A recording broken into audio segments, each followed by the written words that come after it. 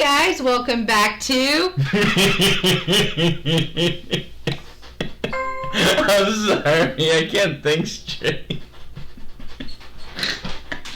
Welcome back to When You Wish Upon a podcast. I'm sorry. Gosh, really? I had the jitters. I had the joking jitters. You had jitters, like, right now, and how long have we been doing this? This is our 7th episode, and you now started to get jitters. Yeah. Really? Yeah. Especially after last night's thing. Well, I'm sorry that was something else, but God. I mean, are you kidding me? It's a lot better than me going, I don't know. Oh, boy. But anyways, guys, on this episode, it's more of a random Disney talk and whatever comes to mind, and some Disney news. AKA, it's going to be a short stream. How do you know? We've always done these random stuff, and it turns out we go longer than that because we get into these great arguments, the best in the world.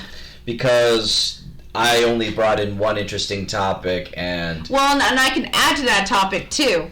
Yes. Because I found out something, too, about the same topic you have, with a little bit of an extra thing to it. Okay. So I basically came across an article about last week. Hey, Bala. Hey, Chris. Hey, But, yeah, I came across an article last week, roughly, and it was about Bob Iger, CEO of the Walt Disney Company. As of right now, he's going to step down in... Well, no. We're going to talk just about him first before I'll talk about when he'll step down. Okay. Because it could be conflict of what we're going to talk about with Bob Iger. Right now, the only living relative, Walt Disney's niece. Yes, I don't know what her name was, but it's Disney. It's Roy's daughter, most likely. Yeah. Basically stated that she was disgusted with what Bob Iger has done to the company. Just now, like just recently. Just in general. Well, and it was just recently of what he did to himself himself. So what he recently did to himself was he gave himself a $66 million pay raise, and with no other push of why he wanted this raise. Yeah, it was just a random raise. Yeah, no reasoning behind it. And he's the CEO, so he's the one who makes the choice. Right. So he made the choice to just make more money for himself without consulting anybody else. Yeah. So it's kind of like almost like a dictator bitch move, basically. Yes. Because it's like no consideration to anybody else in the company. He didn't sit there and ask somebody's opinion. It's like, hey, is it okay to get the $66 million raise? Okay, but what's the reason behind it? If you're not going to give us a reason, then we're thinking you're just being a con artist right now. Especially now, since he's almost done with his contract. Yeah. Which will be up in 2021. So, here in the next 2 years, he'll be up. So, what are you doing in those next 2 years that you need a $60 million raise? What are you doing? I mean, if you're helping with something, great. If you at least tell us, be like, hey, I wanted to donate my $66 million raise for, I don't know, for rebuilding charity, profit, or rebuilding Notre Dame or something, something. Mm-hmm. But you're just kind of putting in the dark, like, oh, I just want to get myself a raise. Yeah, no, but there's no context. And that's why Walt Disney's only living relative is disgusted by it, because she said if Roy left me in charge, I would have seen things differently. Because she didn't become in charge because it's her family. I mean, it was her uncle's business. So technically, she can be a rightful person as much as she wants to be. But that's if Roy did write her on it. But that doesn't make I still don't think. I mean, I know you think but again, it goes based on contracts and all that. I know, but obviously too. But I think people would probably accept her as going to be a CEO of anything if she decides. Maybe that could be what happened in 2021. We don't know. Hopefully, but I'd rather go back to an actual Disney person. But no, she's got purely logistical on it. She stated that it's disgusting because there is no context to why he's doing what he's doing. Not only that, but there's not enough money going towards what Disney's supposed to be about. It's supposed to be about, like the people, basically. Basically, it's supposed to be about the people, the community, changes, hopes, and that's why Walt promises. Disney, that was Walt's vision, is like to make people happy, go back so to a lot of the money, imagination and stuff like that. a quarter of that money usually goes towards profitable organizations like the Boys and Girls Club, like cancer stuff, like different places. Oh yeah, the Make-A-Wish. That's Disney. That's their own foundation. Disney's foundation is Make-A-Wish, where they go and help kids with and it seems like as of late it's been going less and less funds of going into it, while Mr. Iger here is sitting on more than a profit, where he could donate said profit. And also, I don't know if they made if they're getting some of the money too from the in-game, which made bukus of money. Probably. But I don't know how much they're getting. I don't know how their contracts are with Marvel and stuff. Like who gets how much of profit out of this movie. But this movie was the great big movie right now so far of this year. So far, because we don't know about the other movies that are coming out later in this year. But it's like that's the biggest movie at the moment. Not only that, but she has also stated that it's very disgusting because I don't know anything about the Endgame, Chris. Trust me, because I've not seen it, so I don't know. All I know, it made a big profit last weekend. That's all I know. Chris, in all honesty, you can say no spoilers, but people have obviously ruined the spoiler for me on YouTube. It's all over YouTube. Well, it's everywhere. It's disgusting. Somebody's going to spoil something on some social platform. So, no offense, I'm not going to care because I can't do spoilers because I have not seen the movie, and I don't plan on seeing the movie anytime soon. Anyways. But, yeah. Anyways. But so my point. She's also discussed it at the fact that right now, if you go to Disney World, the actors, what are they called again? Cast members. Cast members, thank you. Everybody, and that's a fun fact, guys. If you ever go to the Disney World, Disneyland, all the people that work there are called cast members, from the janitors to the maintenance man to the people that in costumes and stuff like that. So every cast member right there, the most you can achieve in profit is roughly about $15 an hour, and they've been claiming for a higher pay raise for over 10 years now. Yeah, see, and Bob Iger has not made a damn change. Yeah, not an increase because it's. And if you guys have seen Florida's pay rates to livable rates, it's like you have to get 2 fucking jobs in order to survive. Yeah, you want to go and sit there and work at Disney, but you can't make it on a Disney budget. No, you can't even, let alone, I mean, most of them are living, if they choose to, most of them would be living in fucking hotels or together and just to make an affordable rent. Right, they're probably all, they're roommates. Yeah, and it's uncomfortable. Like, they've been pushing for maybe 20... And you got people that want to work there that are passionate about it. That's what I'm trying to say. Hold on. You got people that are passionate, and if you're going to lose those passionate people... Oh, yeah, you're going to lose tons of passionate people. You're going to... Because they can't afford to do it. So a lot of cast members have been clamoring they should push for at least $20 to $25 an hour. Because they're getting pushed beyond... pushed beyond of a regular worker. Well, and I know that. Not saying a regular worker. I'm saying not like a construction worker, not like a doctor. No, but I'm talking about them. But you don't know how much they go through, and I've seen this firsthand going into this parks. Like the last, realistically, they're pushed beyond their means. Well, more than 8 hours a day. They're sometimes pushed for 12 to 16. But you don't know how much they have to put up with. They have to put up with bratty kids. They have to put up with bratty freaking parents, and they have to stay, especially the ones that are in the big, your Mickey Mouse costumes and all that. You're pushing them to the means of almost exhaustion because of the heat down there, especially during the summer, which is the worst time of the year. But you're pushing them for more than the average 8. You're pushing them for almost an entire day from the moment they start to the end of the shift. Right. And it's like, hey, you got here at 9, you end at 9. I know, but you end at whatever. They do have shifts of people going in and out. Yeah. Right? Hi, Ellie. But, that's what disgusts me, is that it's that this man, this asshole, who owns Disney right now, is sitting on $66 million, but he can't give his workers that he's technically slaving a decent minimum, a decent wage for the shit he puts them through. Yeah. Hi, Zuka. But like I said, that's what I'm trying to say. I've seen the people, and I can see how run down they get. No, that's probably why they have a lot of a turnaround rate. It's because people can't stand it. It's like they don't get to pay what they have to go through, especially with all that makeup and all of that stuff. I mean, I know that's unbearable. Let alone whatever I wore. Come on, they can't. and they have to stay magical about it. mean, Like, it's... Magical or not, I'm going to make a prediction right now, since it's 2019. 2020, we're gonna see Disney World be boycotted. All the cast I can see all the it, cast yes. members, all the cast members are gonna sit there, and I mean everyone. That park is gonna be. But I don't know what. But something could happen too if you know, from now. As long as I'm betting. Right now we don't know. Right now there might be works of talks that we don't know that they're getting a raise anyways. We don't know. I doubt it because she would have been the first one to state it in this recent interview. But I don't know. But it depends. Right now they could not. They could probably start talking now. Right now they could probably. Right now they're probably in a whatever office buildings discussing it right now. For all we know, you know, behind closed doors, behind the media. I don't know. I mean, nobody knows. Nobody, that's true. Nobody does know. But right now, everybody's focus is on this Galaxy Edge thing going on now. Because Galaxy Edge, because you're putting a small amount of money into something that would gain you more money. Again.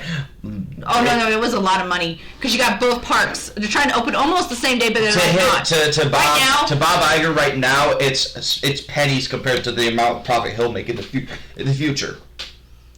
You gotta spend a little money to make them more. I don't know because like I've said, I've researched on this with the Galaxy Edge.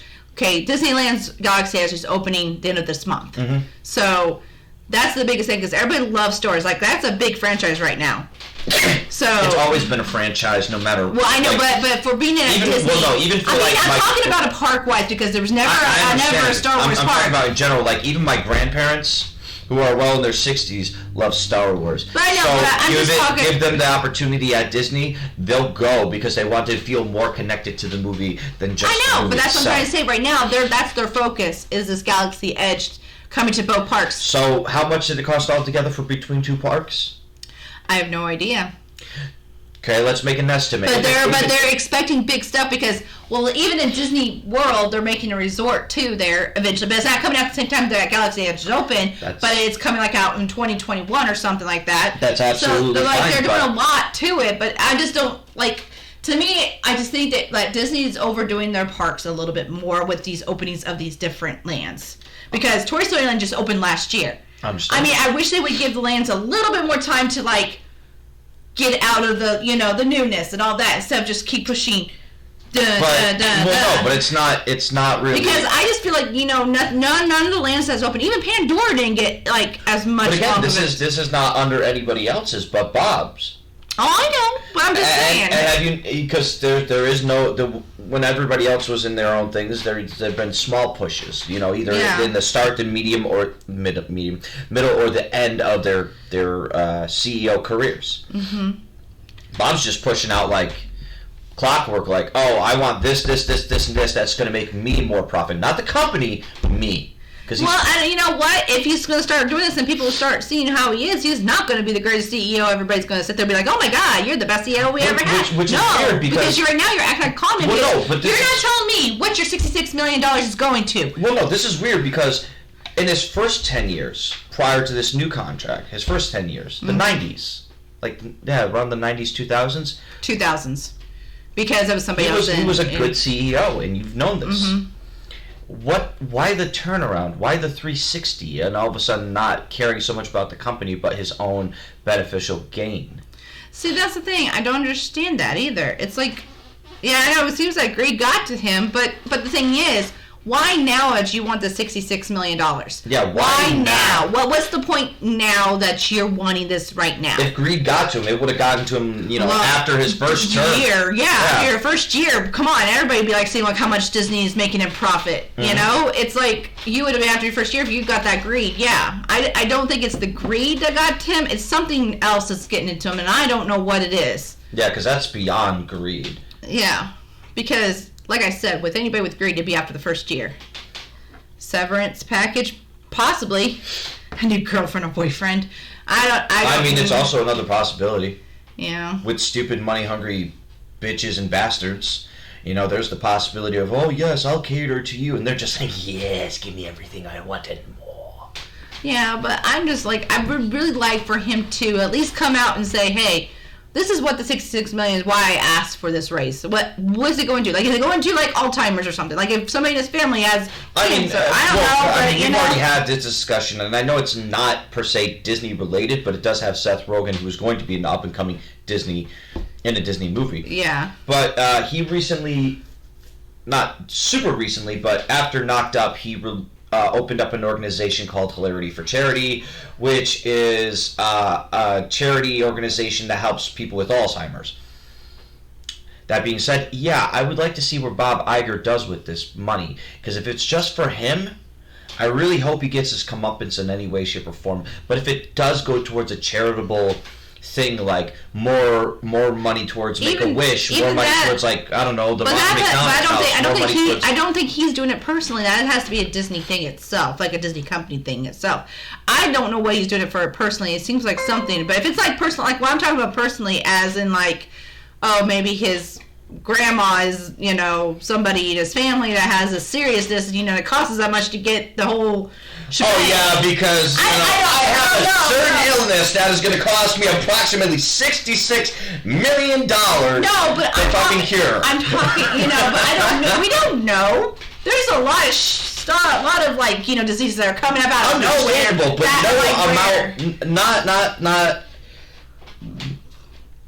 not. Look, it could be a fucking organ that somebody needs an organ transplant. For all I know.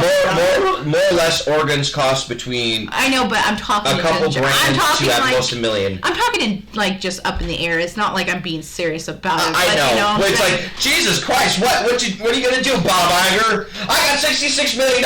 Look at my gold kidney stones, or my gold kidney. Look, swing. Not only does it filter, but it blades, bitches. What up?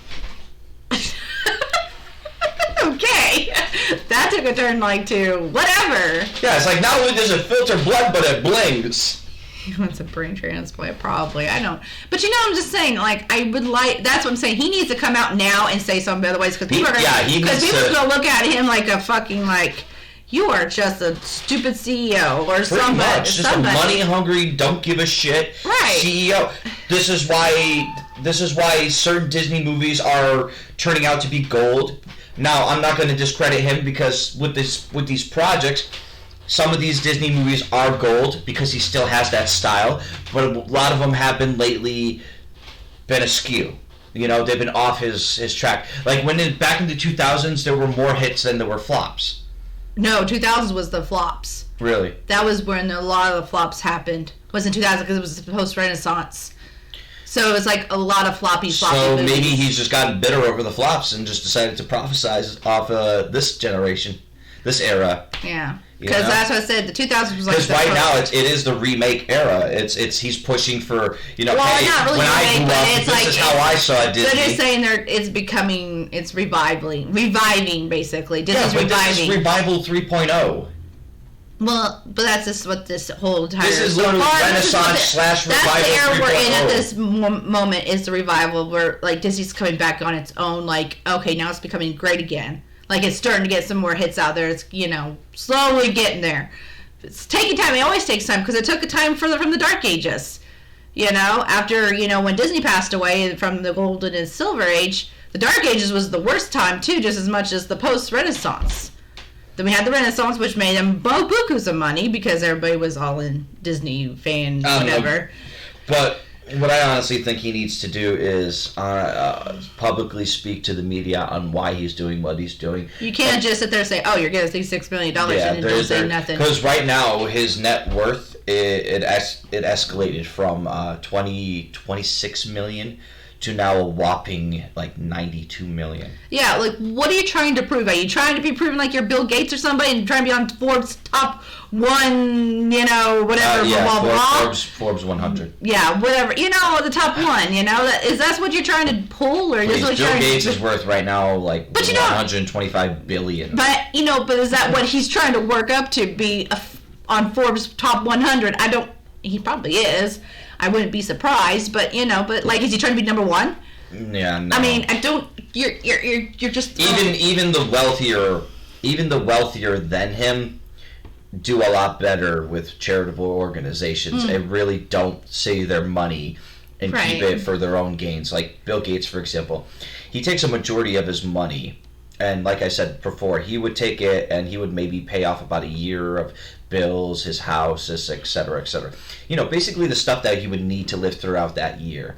The rest of the money goes towards his foundation, which helps kids. See, that's what I think a lot of CEOs needs to think about. It's not all about the money, all about getting all the nice stuff. It's nice to have it, but again, I'd rather have a freaking paycheck that, like, if I get that much of richness, I'd rather make sure I have enough to spend on my bills. Well, then again, he's lived that poor life too, so he's I know, but I'm just trying to say, that's what all CEOs need to think about. It's like they need to think about, they need to have a pay cut that makes them the money that they need to live off of, like for food, bills, house, car, whatever you got. Then the rest can go to charitable stuff that people don't have the money for. Because he sat there, and he's actually... But that's the other thing about Bill Gates is not many people know is he sits there and he'll throw out all his... all the data based on how much he makes a year, what he does with it, and he'll throw all that information out right in front of you. Well, that's fine, but I mean... About 20%. About 20%. But anyways, let's get back to Disney, because he's not Disney related. Doesn't matter. I'm talking in general. Yeah, but it's just getting back to a point. He takes about 20%. That's for his livelihood, and then the 80% goes towards his profitable or his nonprofit organizations that help out kids and future projects that recycles, renews money, and it goes back into the charities that he does. So it's a win-win. He's making money to survive. He's making money to help out those in need, and he's making projects that create more money to recycle and repeat. It's genius.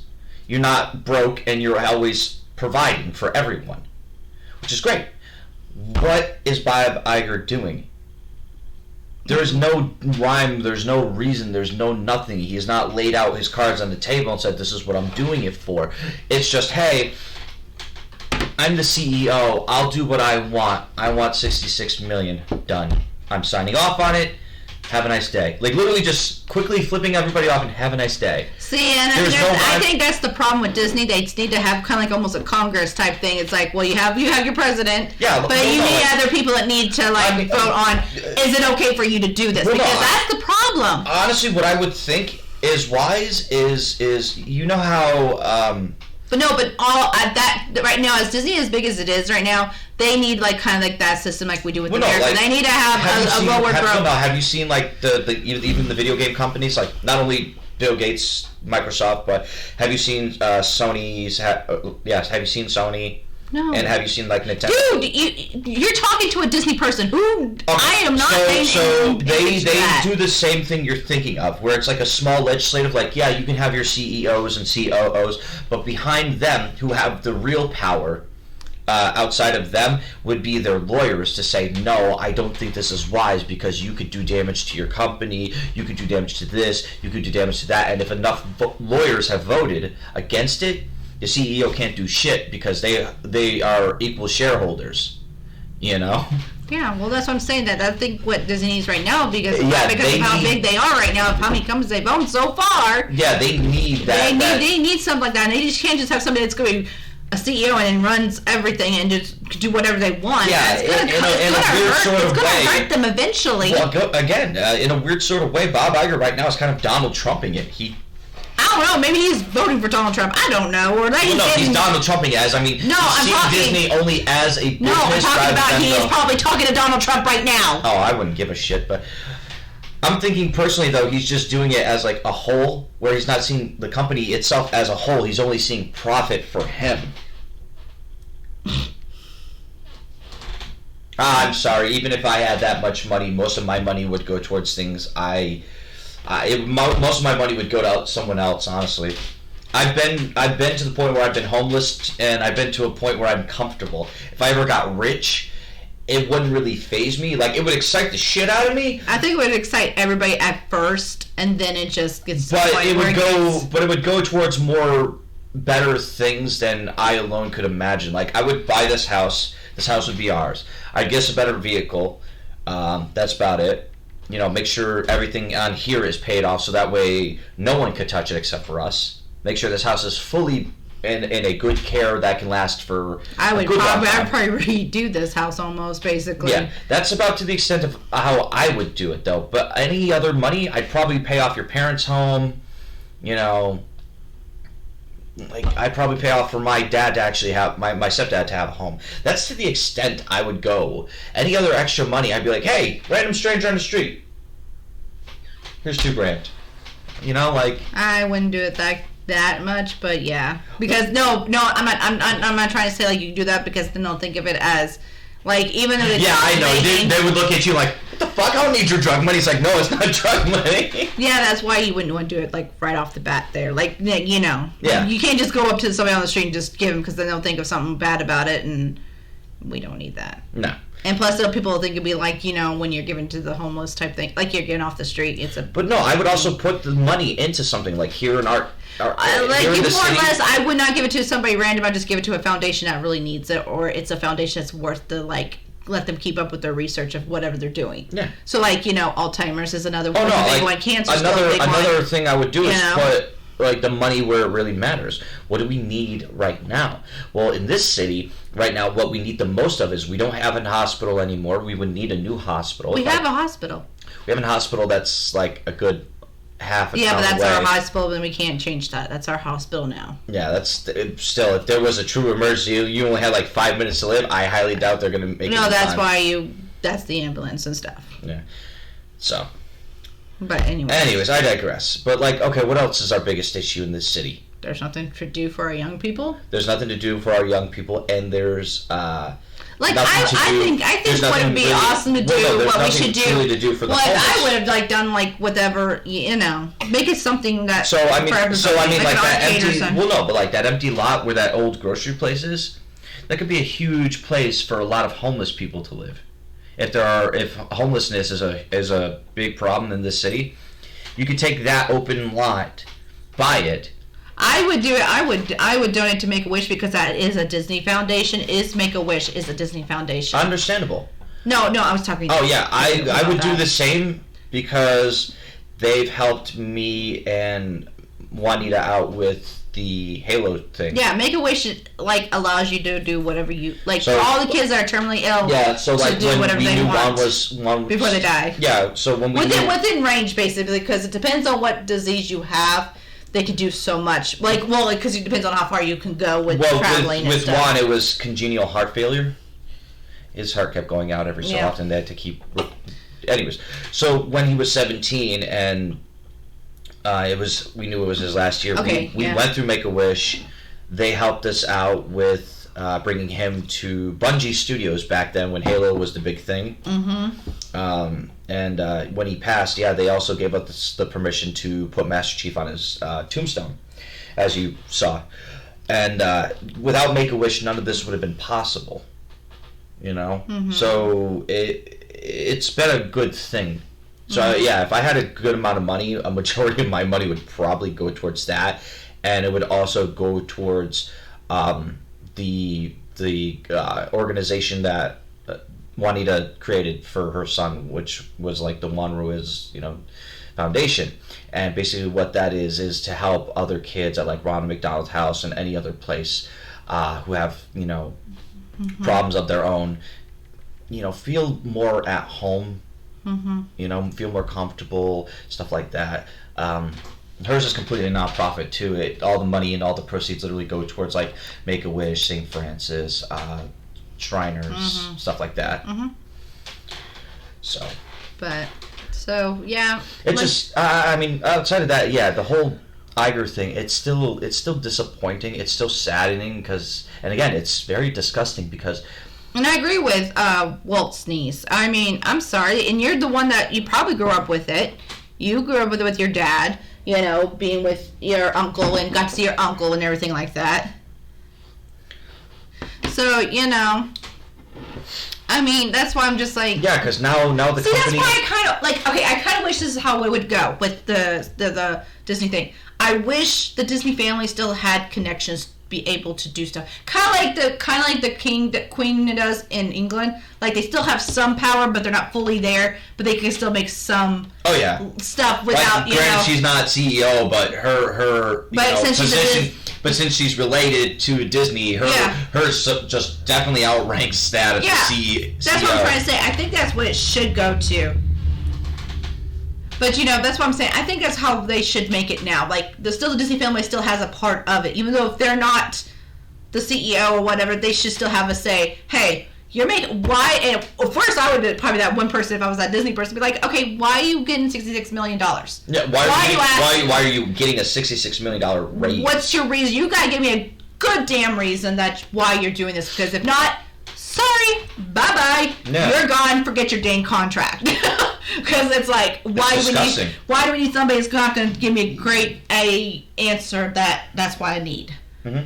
So, I mean, but, well, no, we'll see how the outcome. Maybe here next week, if there's a lot of heat to it, maybe he'll come out and say, hey, this is the reason why. But I highly doubt it at this point. But the next big news is I'm going to talk about is the Galaxy's Edge that's coming to Disneyland. If you guys, I don't know how many people are going to like Disney World and Disneyland this year, but this year is going to be the big year for Disney parks in general with this Galaxy Edge coming to play, which has it's all Star Wars theme. It's a whole Star Wars park type thing. Right now, at this point, you have to have reservations to go. So if you don't have a reservation, you can't go yet. So for like Disneyland, it's like up until like the time it opens, May, whatever it is, to June 20th, I think. You have to have a reservation to go into that park at that time. The Galaxy's Edge is not opening up in Disney World until like the fall, winter, about Christmas time. They do. Hi, Devontae. So, yeah, I've never been to Disneyland either. So I don't know anything about it. So if anybody has been, that'd be great to know, because I would like, I've never been. I've been to Disney World 3 times. So I know Disney World pretty well. Why are you holding up your hand like it's a freaking, like we're in a classroom? Oh, because it's back to the Iger thing. There is one more topic added onto this. This was just recently updated. So he also planned on richly rewarding himself with compensation from all the years that he's worked. Get this. Not only did he give himself a $66 million raise, but now towards his retirement in 2021, he's giving himself a $423 million compensation for his time at working as a CEO of Disney. What the heck does he need compensation for? Literally, right there, $423 million. Why does he need? What compensation does he need? Nobody else asked that. As a new analyst of his compensation package. So basically, not only is he giving himself a $66 million raise this year, or last year, or whatever year this was posted. Yeah, they're just saying hi. But he's also giving himself almost a $500 million compensation package for almost all the time he's worked there at Disney. Excuse me, what?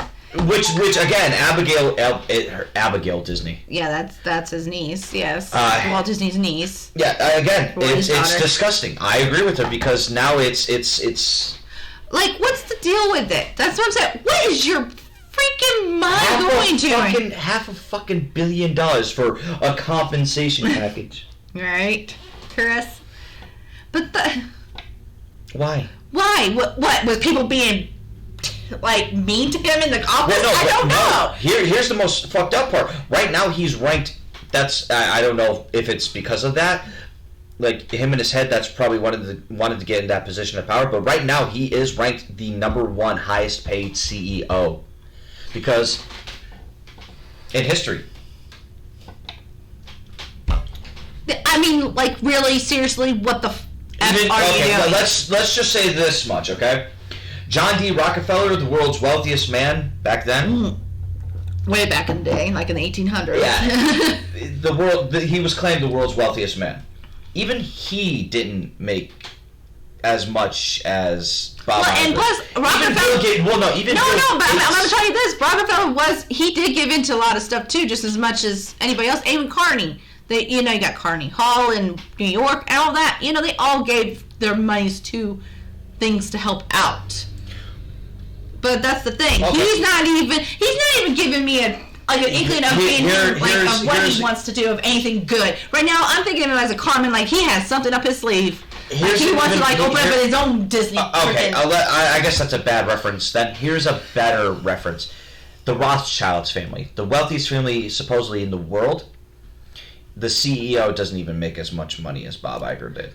Well, nobody is. That's what you're telling me. Nobody has. And that's why he's a freaking con man right now. That's what you're going to see him as. He's a con man. Right. Because who needs that much money? Who needs it? Nobody. Money cannot make you happy. So there's no need for it at all. Apparently that's his magic. Well, his magic can go F itself right now. I agree. Gosh. I just find it disgusting. It is. Again, I don't know. Look, I can understand 20 million. I can understand 40 million. I can't understand why he can just live with what he has as of now and not have to add anything else to it. I can't understand 66 million added on to make like 92 something million a year. I can't understand 423 million dollars as a severance compensation pay. You know. Like, what does this guy do? What does he wipe his ass with $100 bill or something? I don't know, but that's why I'm like, I don't like it right now. I'm ready for somebody to sit there and take a fucking lead and be like, "Fuck you, Bob Iger, go fuck yourself." That's why go die. That's why I have a weird. Go quit now. Forget your dang ass contract. That's why I have a weird, thing of like maybe Disney. Cast members will get sick and tired of this, and by 2020 alone, after hearing this news, they're going to make a push now. I don't know. I doubt it, but because you're going to have some people, it depends on how I don't know how big these people are like feeling, unless you go ask them. But they're not going to tell you right in the park because they're watched 24/7. Right now, they're probably going to make a small push. It's not going to get noticed. But I'm saying by 2020... I'll take a guess. There was one protest that happened during Walt Disney's time with his animators. And it was around Dumbo. And they put it in the movie with the clowns. That was playing parody to the animators going on strike. Mm-hmm. Because of whatever happened with the pay and stuff like that. Right. So, I mean, it's not the first time that Disney's ever had a protest. So it's like... Probably you're right. I don't know. We're not showing any problems on my end. Yeah, we're green all the way. So it's I'm watching the stream right here too. I know, but I'm even seeing green on the OBS. So it's probably your end with your internet, probably. Anyways, so again, this is not the first time that they've had a boycott. But even when they had that boycott, it works out to the animators' benefits. They got their raise. Now, you know what? I'm now thinking Bob Iger as freaking Scrooge McDuck right now. Probably. He probably has his, like what Scrooge McDuck does in DuckTales, has his own water tower full of, like, gold coins and whatnot, and he goes and swims in it. Yeah, but it's hopefully, one of these days he falls into it and gets a concussion. That would be the greatest thing in the world. Oh, are you kidding me? You ever see the Family Guy skit where Peter tries doing the same thing and it's all of his like he ends up bloody and broken bones? But anyway. Who thought this was gonna work? But you know what I'm saying. But I'm hoping he'll get a concussion out of it. You know, he's just being dumb, and it's going to affect Disney in a big way. Exactly. There's Zuka. It's not a liquid. It's a solid metal. Okay, Devontae. So, like, I don't know, but I'm hoping maybe somebody will stand up and be like, dude, get off the freaking CEO train. No, I still have a weird feeling that by 2020 there's going to be a huge boycott. I honestly think there's going to be... Unless Bob Iger steps down now and screw his contract, because it's like, no one likes you if you're going to sit there and tell me you're going to want this much money. Yeah. No, it's not going to fly. Especially when you're not making a raise for the workers. You're not doing anything to benefit anybody but your own self. There's no talks right now about what this money's going to go towards. So him having directed the company in the way that has been profitable and is what is today is overshadowed by his raise that this. There's no shareholders with this. He signed it himself. Like he can it sounds like the way it sounds like the CEO of Disney has full control of whatever they want to do. So if they want to give themselves a raise, they have full control. They get signed a paper say I want a raise, they get it. There's no like. Yeah, there's no talking to your shareholders saying, okay, I would like a $66 million raise. And all the shareholders going, yeah, okay, that's absolutely fine. You do you. No, it's CEO is like all like on himself. Yes, there is. I have read up on it. Really? I have read up on it. Okay. Then why is he giving himself such a pay raise? And why are they... And why is the shareholders agreeing to it? That's the next great Yeah, thing. now I'm confused. Like, why? Why are they saying yes to this? What did he do? I'm sorry, no offense. I mean, yeah, he had a few great movies, but what did he really do? No, okay, it's not blackmail. But no, I mean, what... I don't know. Maybe because it's making more profit for them as well? I don't know, but it shouldn't be...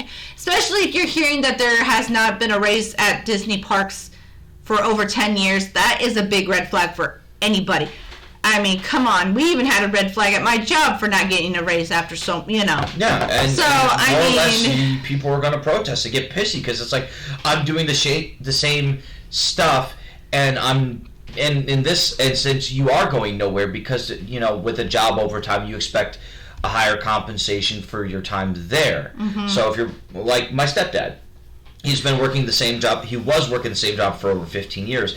And between the 10th year to the 15th year, he was no change.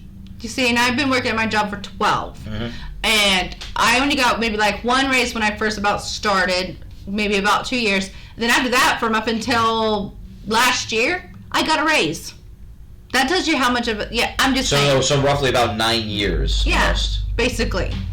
Like like a 8 to 9 year hiatus, and then just hey, a new raise. Right. It makes no sense. So anybody in this day and age, it's like, but with Bob Iger, he needs to. I don't know what he thinks he is. Like he's a high mighty, whatever. Disney didn't even ask himself to be this big, Walt right. Disney himself, or even Roy for that matter of fact. So so I see Disney's granddaughters point as to why it is that everyone that has control.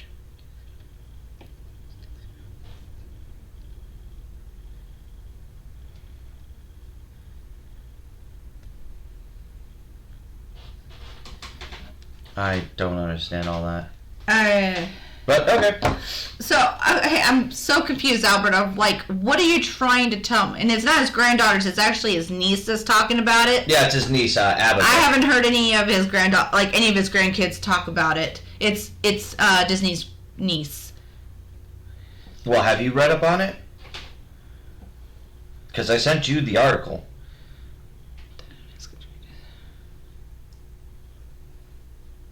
I have sent you the article. I know.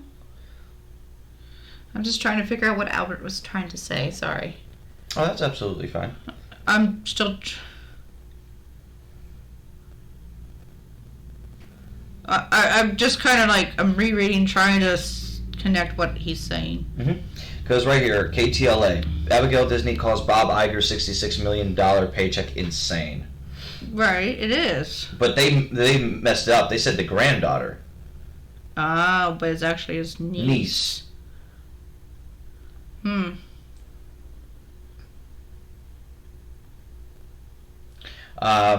Criticized, Iger's multi-million-dollar pay in several tweets on Sunday. Roy Disney was Walt's brother, obviously. Duh. By any objective measure, a pay ratio of over 1,000 is insane. Right. Because Bob Iger's $66 million... He's saying that everyone that made them what they are don't need to have the money to survive, should be homeless and living in their car.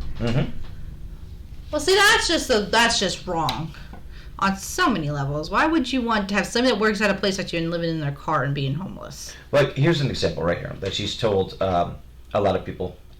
So, when he got his bonus last year, I did the math and I figured out that he could have given personally out of pocket a 15% raise to everyone who worked at Disneyland and still walked away with the $10 million growth.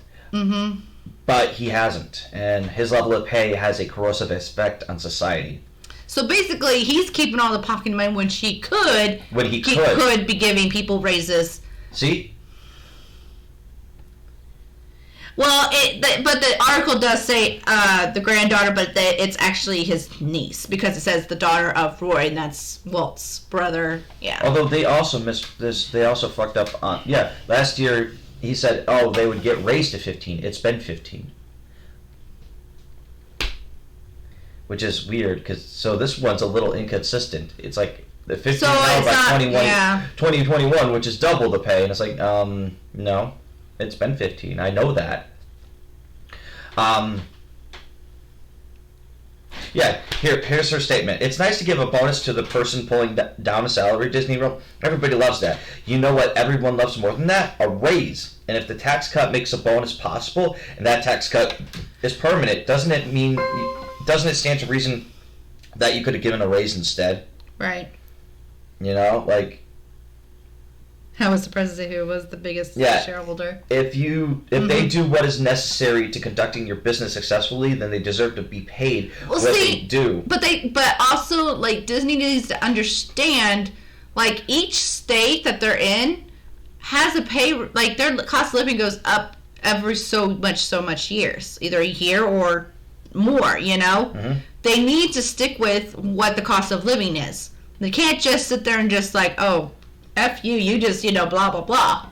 Yeah, you know? She also has a truth to this. Like, Bob Iger's raise himself, the one that he just gave him recently, it is over 1,000-fold of what he would originally make. Right.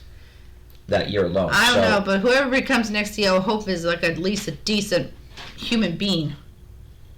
They should, but I don't know how much they can, get away with it, I mean, they could... True, because knowing Bob Iger, he would go with the old 90s Disney mentality of, fine, you could all strike, I'll just hire, people who would easily take your place.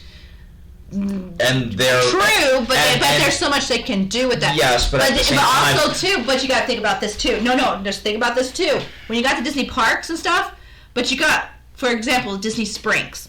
That's an offbeat Disney stuff, but they have all these big stuff. So they have like these big restaurants with big people named. You're going to see them pull out because they're like, why do I need to associate myself when their CEO is acting like a douchebag? They're going to pull out their restaurants, and that's going to start to dwindle, and that's when it's going to get worse, is because you got those big name restaurants from big people like Guy Fieri has his chicken place down there at Disney Springs. If you see these people start in Japan has a big thing in the Disney Epcot with all in that area. That's all actually their stores is actually from Japan, and they're not from. It's not American. You get the American pretending to be Japan, but Japan actually owns their own little stores there. So if they pull out, well, there goes a big chunk right there. Or better yet, China.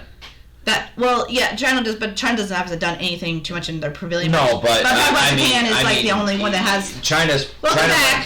China right now is the biggest distributor of a lot of things in this world. From I know, our mugs to our phones to your picture frame here. Right. Well, no, I'm not. Even this microphone. I'm not talking about like that. Like I'm talking about like with the inside park. So if you see certain people pull out, it's going to get worse by the minute.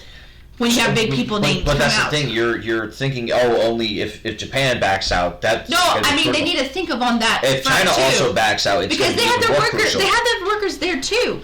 And they're getting paid whatever Disney's paying them. Mm-hmm. Like, I know it's Japan's owning the store in there. See? Yeah, they are. And I'm not trying to say anything about China, but I'm talking about because Japan actually has their own store in Epcot. And their employees are getting paid whatever Disney's allowing them to pay. So if their employees are going to be all pissed off, Japan's going to pull out and be like, bullshit, fuck this crap. But again, at the same time, China, there's a lot of Chinese things. Right now, more so than ever. Again, there's and I understand because I understand most of China's making all Disney products. That's what I was getting at. I know a lot of China is making Disney products, and if they're not getting their wages, if they're not getting anything increased and anything like that, there's going to be a huge problem with Disney. All those DVDs you've gotten, all those plushies you've gotten, all these toys, all these lovely things, China. I know. Right off the bat, you know it as well as I do, as well as they do, China. I know. If Bob Iger keeps fucking up the way he does, Devontae, we're still talking about Bob Iger and his thing. Yeah, if Bob Iger doesn't, if he's worried about this pay cut for himself, then he's really pissing off a lot of people. He could be pissing off the cast members at the park. He could be pissing off. And this is another thing is he's almost end of his contract, and now he's going to make the next CEO, whoever it is, have to work double time trying to make up his screw up. Pretty much. Because that's bullshit. Pretty much. No one should leave their post making work for somebody else. But not only that, but again, like I don't know who's giving on the shareholders end this approval, but the rest of them, I'm guessing they're not fucking happy campers about it. Well, that's just what I'm trying to say. Well, I know every president does that, but there's some that are pretty good, and there's some that are pretty bad. There are some that are pretty good, and pretty bad. Like, for example, George W. Bush gave himself a pay raise, while Obama just took regular president's pay. Right. Whereas Bill Clinton also took regular president's pay. He didn't want any extra. And as a president, you don't make that much a year. You only make about $130,000, roughly. Right. George H.W. Bush, I think it's H.W., and George W. both gave themselves almost like $300,000, if not more, a month in pay as presidency. Well, but like you know, but I'm saying, but right now, Bob Iger is setting up whoever comes in 2021. If he does actually resign, if he doesn't sign another contract, this pretty is, much it's just if he does. I'm gonna live this lavish life of luxury. You fix the fucking problem. Toodles. Yeah, so you're setting somebody else up for failure. And that's what's pissing me off. It's like, you should never, ever do that. No. Especially for Disney. That's what I'm saying. Like, he's pissing off a lot of people. Again, maybe not the wealthy, shareholders. They're probably going and, applauding with him. I don't know if that's what he wants, but I think it's stupid. But, again, from the profitable shareholders, they're probably seeing it as, this is great. And then when Disney starts to, reach its high point, that's when all these other shareholders are probably going to sell a good majority of their stock, get more profit out of it when it's at its peak. And then when Bob Iger leaves, it's going to go all fucking downhill. Right. That's why right now he's pushing for all these other, movies like Dumbo and Lion King. Well, Dumbo, because if you think about it, right now is the time. He's going to make this push probably up until 2021, where all these old movies live action, but either way, all these movies are going to bring up this huge nostalgia. People are going to put a huge amount of money into it, be it good, be it bad. It's just, you put the nostalgia glasses on, you're like, oh my god, it's Aladdin, let me go in and watch it, and for all we know, it could be good, it could be bad, it depends when we see it. Same thing with, The Lion King. It could be good, it could be bad, for all we know. Right. Well, nobody knows until they go see it. Again, a majority of the people are going in with their 90s nostalgia glasses on. They're like, oh my god, it's something I grew up with as a kid. Here's my wallet. Yeah. And that's how he's seeing it. It's right now, it's shout out the most money. Well, I don't know why he did Dumbo, because that was like a big Because again, flop. The name alone made profit, because whether you wanted to see it or not, it amassed a lot of money. Income disparity is designed to keep the rich rich and the poor poor. The rich play a much different game than that the poor aren't privy to. So I definitely understand why people are mad. Yeah. Well, that's the problem in society in general. It's not like, just Disney, but yeah. Say that 100 million times. But, But no, that's what I'm seeing as, like, if we were going to strictly business on the standpoint, he's pumping out right now the Disney magic, but in a new light, so that way it prophesizes more, and if it really does, the stocks grow higher. When the stocks grow higher, now's the time to sell. Right. For those who are smart, because it's going to reach the peak of Disney, of how high it could get, sell, keep very few stock left, and then when it plummets, at least you have a good investment, and then you could buy more stocks and when it rises again. Because when Disney goes down, stocks are a lot cheaper. You could buy them now. Right. And I don't know. He's playing it like a Baron Bulls game. And for those who are into that whole stock trade and stuff, they're really going into the Baron the Bulls game with that. They're prophesizing when it's high. They're waiting until it's low to buy again. Shares and stocks are pretty much like exactly one of the same. Shares are stocks. Mm-hmm. So if I invested like 1,000 shares into Disney and they range at like $175, I'm spending $1.75 million in my stocks alone towards this company. Now, when this company is, while its point system goes higher to the dollar, so like if it went up to a profit margin of I think like 11.6 or something, I'm making more money based on that margin, like $1 equals 11.6 or something like that. Or it's a weird, complicated state, but you want to play that game. And right now, if you were going to, if you were back then, like say 90s Disney. Mm-hmm. Yeah, say like 90s Disney, when it was just starting to come back. He kind of gets it. Yeah.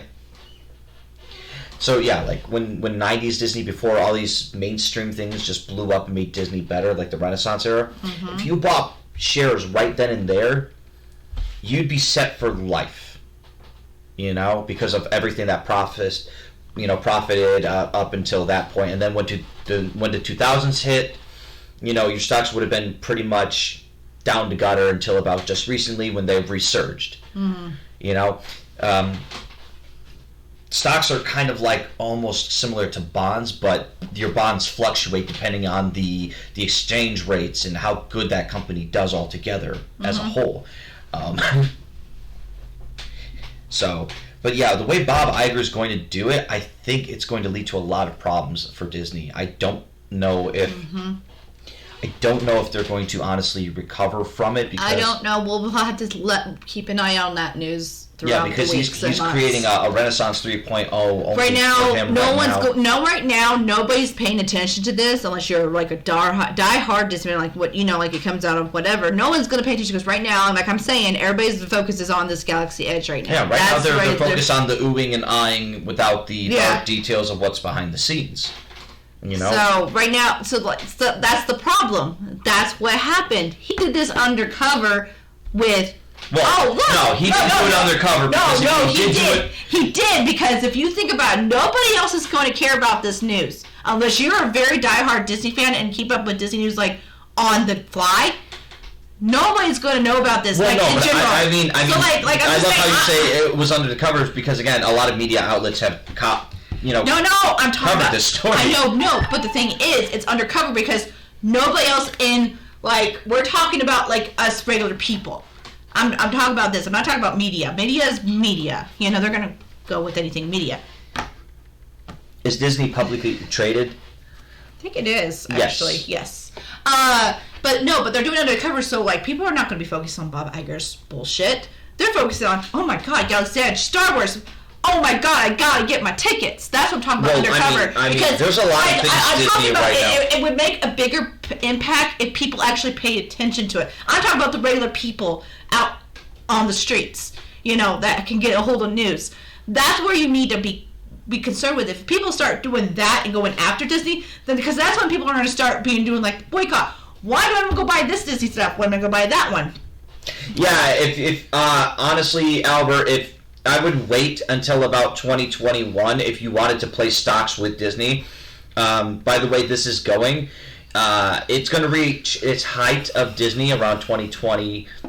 And then when Actually, I want to sit there and say I'm going to wait until after these next few movies that are coming out, this next 3 months, because we got Aladdin, Toy Story 4, and Lion King going. If those become, especially Aladdin and Lion King, if they become really successful and that's what Disney goes on, then that's what I would start doing it. Oh no, I would, because if you buy now, I mean, if you buy now, if you buy after the success of all these movies blowing up, the NASDAQ would only rise for Disney. Mm-hmm. Make it, that because they're making more profit, the stocks would go up. That means your stock share prices, if you wanted to buy one, would go exponentially higher.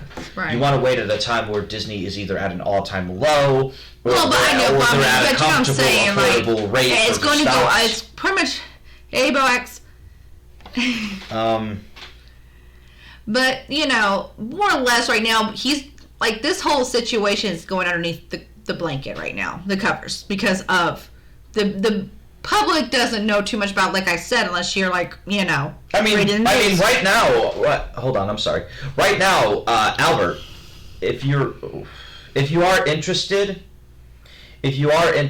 right now, as of current, Disney stocks are $134.14 to the dollar for one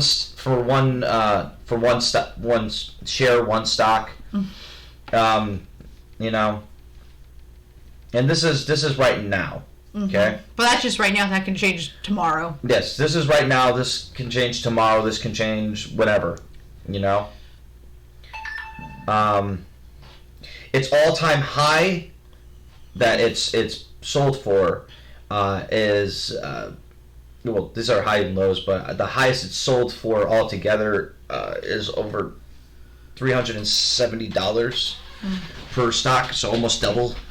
Okay, well, I really don't care right now about stocks. Can we talk about Disney and not stocks? Well, I'm sorry. It's Disney. I know, but it's not what I consider myself Disney.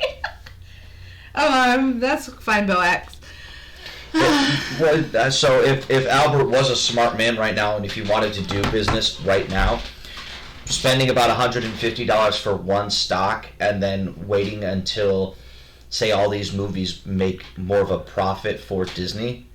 Right now they probably have a big surge because of the end game. I'm sorry, exactly. At the same, we are talking about Disney. We're just talking about the stocks of Disney. Oh, I'm sorry. We're talking about Disney from not only a. I know, but I just. You're talking about Disney as a whole, like as just Disney. I'm seeing Disney as a whole, not only as it's Disney, but I'm also seeing it as the company, the profits, the margins, the CEO, everything. If you want to get really in depth on Disney, you have to go that in depth with Disney, like you said.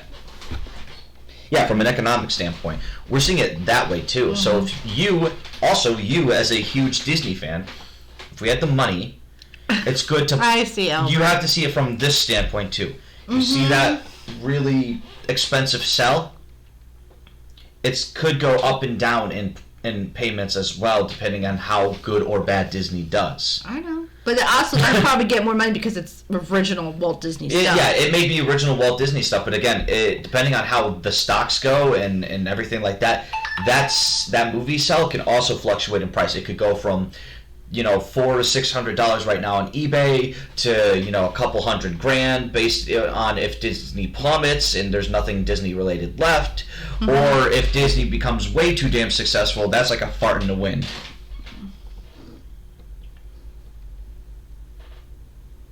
That's fine. No, I'm fine. I'm just it's more of a blur to me, like because. I know. I'm not trying to be mean about it. I know, like but you wanted me to sit down and get into an elongated, random talk about Disney and this bye-bye. No. I'm going to break it down to multiple levels. I'm not saying that. I just, when you're talking financial, I'm looking at you with glossy eyes because I'm like, I have no idea what you're talking about. I know, which is great because at least this is a topic I can discuss. Yeah, you're talking to yourself because I can't do any. No, that's what you're trying to do. You're trying to stop me from doing anything so I can't argue with you. No.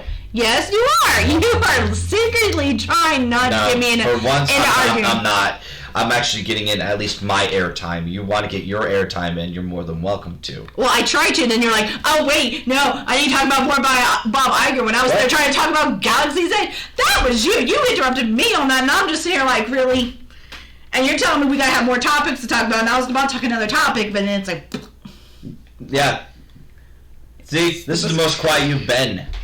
Yeah, because you're talking about shit that I had no idea what. No, I love it. This is the quiet because usually you're like, and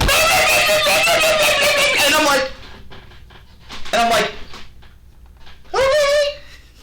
And now finally I get the mantle. All right, Zuka, see ya. But. But please continue. What do you have to discuss? I don't know. Let's talk about Galaxy's Edge. And also, like, we went from one to and I was like, good God. Okay, Galaxy's Edge is coming towards Disney World and Disneyland. Yeah, but it's coming to Disneyland first before Disney World. Okay, and this is the new Star Wars themed land, basically. And they're supposed to create a hotel chain of the same, but isn't it supposed to be inside of like a Millennium Falcon or something? I don't know if it's like inside a Millennium Falcon. It's just going to give you the Star Wars feel, like you're in Star Wars. Well, no, because that was speculation. But the only one it's getting the resort is Disney World, not Disneyland. Because Disneyland has. Okay. Nobody knows this, but Disneyland has so much amount of land. They don't have a lot. Disney World has like bukus of land. They could build whatever the heck they want to anytime they want to. Well, I mean, there's a lot of land that they bought to the point where Disneyland is very limited, basically. I'm Yeah, I know, but Disneyland's very Disney limited on World what they has, do. like- So, like, if Disneyland wants to build a new park of any sort, they're going to have to tear down another park inside of Disneyland already to build that park. And that's why I say a lot of people are kind of getting a little pissed about it because they're taking out nostalgic attractions.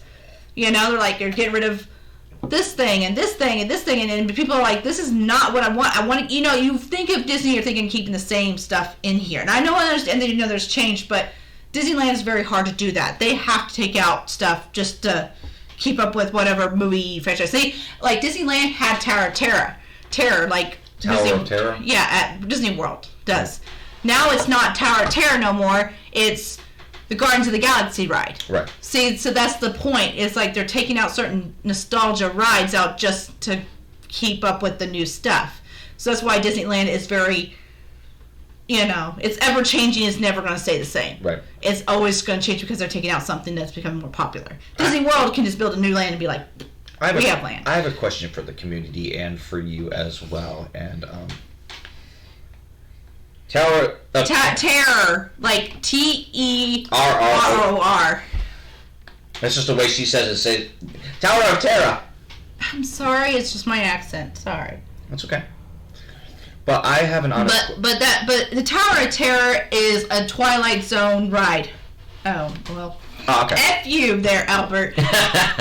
But no, I have an honest question for you and the community, and this one I've always actually had a thought of my own, but I'm gonna let you guys think of your own as well. Say you had control of like maybe one particular thing that you would want to see as a Disney ride. Anything that's Disney related, anything that Disney owns in any franchise in any way, shape, or form. What would you like to see as like an attraction, as a ride, personally at Disney, like from a movie or from a this or that? Seriously, what they should probably actually think about doing is like more themed roller coasters. Like, I know they have all these other ones, like Splash Mountain is kind of like, well, it's not really a roller coaster, but it is like a kind of like as you go down a big hill. It's a water ride, but it has a theme. It's the Song of the South stuff. Mm-hmm. But you have Thunder Road, or no, not Thunder Road. Yeah, whatever. It's a big mountain thing. It's a railroad, but it's a roller coaster that just keeps turning. And you have Space Mountain. But what does that have to do with anything Disney? Those two roller coasters. There's nothing Disney, like nothing movie Disney related. Right. So it's like, why do you have these roller coasters that's not even close to anything? Okay. I would like to see more movie-themed roller coasters. Like, for example, I would like to see, for like the Kronk and Yzma roller coaster when they go down to the lair. Oh, like you hit the thing, like pull the lever, wrong lever, and you go backwards. Like, you don't go forwards. It's like almost like a slingshot. It's like you go backwards and you hear Yzma go, wrong lever! And then you get shoot out to the next thing, you know? That's nostalgic. No, there's not a memory lane in any of the parks, so far as I know. So, you think the Emperor's... Are you asking? No, there isn't, no. So basically like an Emperor's New Coaster. Or Kronk and Yzma's ride or roller coaster. Yeah. You know, something like that. Kronk and Yzma. Yzma. Yzma. Yzma? Yzma. I thought it was Yzma. Yzma. Oh, okay. God. And then another one I would like to see is Aladdin going through the Cave of Wonders. So, like, you could call that ride Cave of Wonders. Like... So, yeah, you ride on a magic carpet... I would think it would be better... Well, not really a magic carpet because they already have the magic carpet rides in Disney World already. That's like, you know, all that. I honestly I'm talking, they already have a magic carpet ride at Disney World. Right. And it's all it is. It's like it's like a slow ride for kids. Mm-hmm. It goes on and you can move your feet up and down. But that's about as far as you can go. No, but I mean, like, if you remember those rides at like Dave & Buster's that you and Riga were on? Mm-hmm. I would like that, but at the same time, you're actually sitting on like this carpet prop, and it's like a full 3D experience that you're in the Cave of Wonders. Well, that's what I'm going at. It's like more like a 3D ride. It's gonna be like a 3D ride. There's 3D ride stuff like that already. Yeah, that you experience this entire like Cave of Wonders ride. You feel yourself jerking all that stuff from the carpet, and you can feel the heat of the from the lava and all that. Yes, like you would think if you were in the Cave of Wonders. So, I mean, that would be awesome if they did more movie rides. There's, like, there is movie rides there. There's, like, the Peter Pan. There's, like, Winnie the Pooh. But all they are is, like, kid-friendly. Oh, you just need these little things, and he just takes you through the story. Mm-hmm. great. But I would like one certain thing. Like I said, Aladdin, Cave of Wonders. That would be awesome. Same with Kronk and Yzma. Roller coaster go down to the evil lair. And then I think it'd be kind of cool with the Kronk and Yzma. You go down like a roller coaster, then you stop. You have a 3D thing like you're in the thing.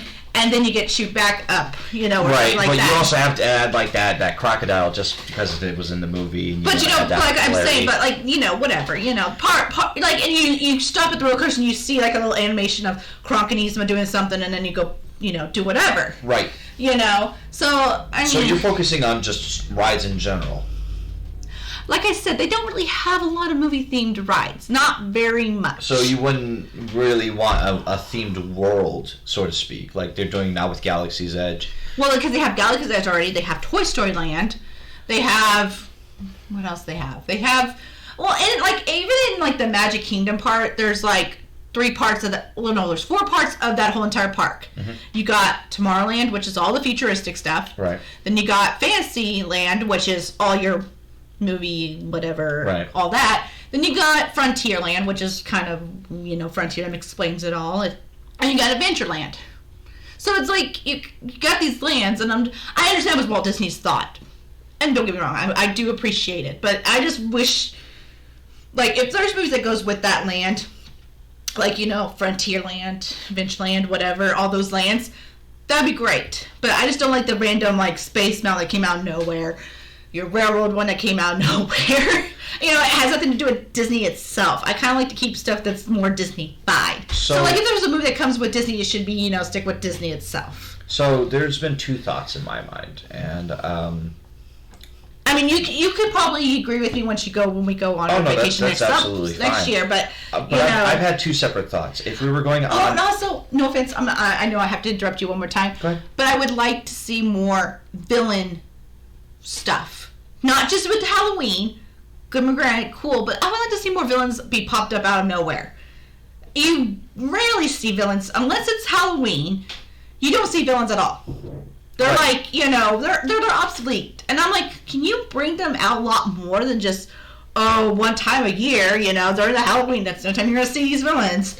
I like to see them walking around once in a blue moon, more often than just, surprise here in July 11th, there's Cruella walking in Epcot. Yeah. Like a surprise. Like, you don't know. They don't plan you're literally playing Where's Waldo. Like, you're playing the Where's Waldo of Disney villains almost. Basically. Like, or if you're like, okay, I think it was like the 2016 when I went with my family. Mm-hmm. Me and my brother Bryson, we went on our own separate way of going through Epcot. Because I wanted to go meet Bill, so he kind of, he hung out with me. We were just us 2, so we were like doing all of our stuff. Right. Well, my family was with like my mom, my dad, and my brother, and now ex-wife, were together. And my mom's like, "Oh my God, you missed it! Cruella de Vil was here," and I was like, "What?" But you don't see them no more because they like popped out for like a few minutes, and it's like, and they're gone. Yeah. So like those moments, like I would like to have a little bit more of a meet and greet for villains, or even a ride that consists of them. I don't, there's not very much with the villains. Besides during Halloween time. Right. So, I've had this thought for... Oh! I was thinking of an Ursula ride. Oh, poor unfortunate soul ride. Oh my God, going through her lair and then you go through the fight with her. That would be freaking amazing. I don't know if I want to do it as a roller coaster, but something like, or like a 3D ride. Oh, that'd be awesome. Sorry. I just had that idea that came out of nowhere. Well, that kind of bites off of what I had for an idea. So my original idea, if there was a themed world per se. Told Android, did you? Yes, he just got divorced last Monday. Not this Monday, but the Monday after Easter. Long story short, she was Tatiana. Yeah, she cheated on my brother. Anyways, unrelated, back to related. So, a themed world, I actually wanted, if they got the permission from Square Enix, I actually wanted them to do a Kingdom Hearts themed world. I would probably see that happening here in the near future. If Bob Iger is not stupid, but I wouldn't be. It would be kind of cool to, in a way, like, even if it's like certain aspects that do like a 3D-esque, like, movie kind of feel to it, where you are and you can move around or something, like where you feel the Kingdom Hearts experience for your own firsthand, right? Whatever. But it'd be kind of cool to see that. Or aspect. even just in general, I would like to see the characters dress up as the characters in Kingdom Hearts, like the Goofy, the Donald, all that in their own costumes from Kingdom Hearts. That'd be nice to see too, some different, as a costume wise. Mm-hmm. The other thing I wanted to actually enjoy was almost similar to what you had, but it was just any type of villain themed ride. Could be Jafar, it could be Ursula, it could be Radigan. Radigan? It could be Radigan. Like, where in a way you're going up the clock and he's right behind you chasing you. Kind of like a chase ride there. Yeah. But like, that would be interesting because you don't see any, just in general, why don't we have these old movie classics as themed rides? Why don't we have The Great Mouse Detective as a themed ride? Why don't we have Oliver and Company as a themed ride? See, like those... Or even better, why don't we have... Even better. Why don't we have The Rescuers as a themed ride? Well, see, that's the thing. I don't understand why they're so picky and choosy at Disney for characters or even rides in general. Like I mean, you've seen The Rescuers and you've seen The Rescuers Down Under. Even with The Rescuers, like when I can't remember his name at the moment, but Bernard. But the first seagull. Oh, what was his name? Pigeon, seagull, whatever his name was. Oh no, it was Albatross. Yeah, Albatross. Sorry. But one was name was Albert. Yeah, but in the first one, he literally takes a dive in the snow and almost plummets off this huge ass building, and then the last second just. I mean, yeah, they're give me that kind of experience and scene. I can see. Like when we go to Disney, I really have to take you on Soarin'. I think you can handle Soarin' with whatever, but that's what I would say the Albatross ride would be like Soarin'. Mm-hmm. Like you're feeling like you hear the albatross talking to you, blah blah blah, but it's the same feel as what Soarin' does with their ride. Mm-hmm. It makes you feel like you're going through different things, like the world. But it'd be more of the Albatross Rescuers thing. Like they could probably change Soarin' and turn it into that if they really wanted to. So give me, but other things too, like I mean, if they actually sat there and thought about it, they could do that. Why not give me something from 101 Dalmatians? There was somebody I saw on my posts, like on my Facebook, I'm a part of the group. They said, why can't they just have a room full of 101 Dalmatians puppies in a room and you can sit there and pet them? No. I know. I'm talking about like that's. But that's what some people would do. I mean, okay, let me break it down. I'm talking about the live action 101 Dalmatians. Okay, so for those who remember, PlayStation was a big turn on in this too because they recreated that game with the permission from Disney. You remember when that little shit kid was playing a version of what's his name? Oh yeah. The video game, the 101 Dalmatians video game per se. Why not take that aspect instead of just being a video game and turn it into an actual ride where you are quote unquote the Dalmatian in the cave running down the tracks in a minecart, and then you have this evil fucking Cruella de Vil bitch in her car chasing after you, right? And you have to virtually pull levers and hit switches and stuff like that to fuck her up, right? That would be fun in itself. And I also was thinking too. There was something. It was like I had it and it was gone. Or even an Alice in Wonderland themed roller coaster ride or 3D adventure. Well, they already have Alice in Wonderland in there. That's the teacup ride. Yeah, but it's just a teacup ride. Yeah, I doubt it. But a person like me wouldn't enjoy the teacup ride because I'm going to get fucking nauseous. Well, same here. I can't do it either. But the thing is too. But I was actually thinking too, the Aristocats. Yeah. You don't hear much about. I don't think. No. I don't think it should be a ride. But I think it should be like kind of like a land, like a theme. No. Let me explain. Like it's a club type thing where, and they already do kind of do some of that right now. They kind of do that with the Flight of Passage in Animal Kingdom in Pandora for Avatar. They kind of do something similar to. But I don't think you're wearing a VR headset. I don't know yet. I have not rode that ride yet because. At the time I went, it was still brand new, and it was like long line, and I wasn't going to stand there all day just to get on one ride. So I was like, didn't go on it. So that I don't know what that one, but I think it's almost consists of what you're talking about, Albert, with that. Okay. But with my Aristocats idea is, you got the music. It's more the jazz music. I think it should be like a club for like parents and kids. Like it'd be good for like kids to get off steam. Like they can go in there and dance, kind of like a dance party, like a club for like a little dance with the Aristocats feel. That 19 whatever it was, like the 20s. The feel, the jazz and all that. That can be cultured because you're learning jazz music, like all jazz. But with the Aristocat feel with the cats and stuff. And get like the costume of the cats. I know they have them because I think I've actually because Marie's around. Because no, it's perfect because then you could easily give it a classy jazz name like the Cat's Meow or something like that. Yeah, but like I said, but I don't want it to be a land. I want it to be its own place. Well, no, but like it would do. And it's gonna be an air conditioned place where you don't have to be in the heat. And it'd be just like a nice way for the kids. But it would also be modeled after like that scene, like the entire the place would be like almost like that scene from the Aristocats where they were singing "Everybody Wants to Be a Cat," kind of like that brick. Yeah, but I don't want it to be all like just that one song because that would get no, not the song. I'm saying like it would put jazz all throughout. The song could be played in there, but I think all that they. No, I'm talking just about the aesthetics, or like that how it would look. Like all the Disney movies turn into jazz, like the songs, like kind of have their jazz feel. It's like it's a jazz club. It's all jazz. Well, no, it's a live jazz band that does jazz-themed Disney songs. Yeah. Heck, they could do a jazz rendition of Under the Sea if they wanted to. Right, but it's a jazz club basically, but it's for everybody, not just certain people, but for everybody, like kids and adults. And it's an air-conditioned place where the parents could probably like go sit at a table and let their kids go freaking dance on the dance floor, that type of thing. I think that because you don't see too much Aristocats, and I know the only thing I've seen so far is Marie pops in once in a while, the kitten, and sometimes her brothers are popping in, but mostly it's Marie. But you don't see any more of the Aristocats. So it's like I want them to kind of do stuff that's from the Dark Ages. They kind of left those movies out in the dust. Yeah, they did. Because I don't see hardly anything with anybody. I don't see anything with the Oliver Company, the Great Mouse Detective, like not even like characters that pop in once in a blue moon. Yeah, no, I you don't see Basil of Baker Street. I'm sorry, you don't. No, but you don't even see like Dodger or Oliver the cat. You don't. You Heck, there's not even Lady and the Tramp anything. That's last time I remember, except for a themed restaurant.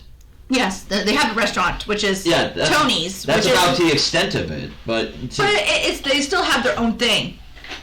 You know what I'm saying? Yeah. But that I'll give it the benefit of that. They actually have their own thing. Like even a restaurant, it's great. That's a success for them. They have something of their own in Disney. Right. But like all the Dark Ages movies, there's not even one thing. Is there a Sword in the Stone themed anything?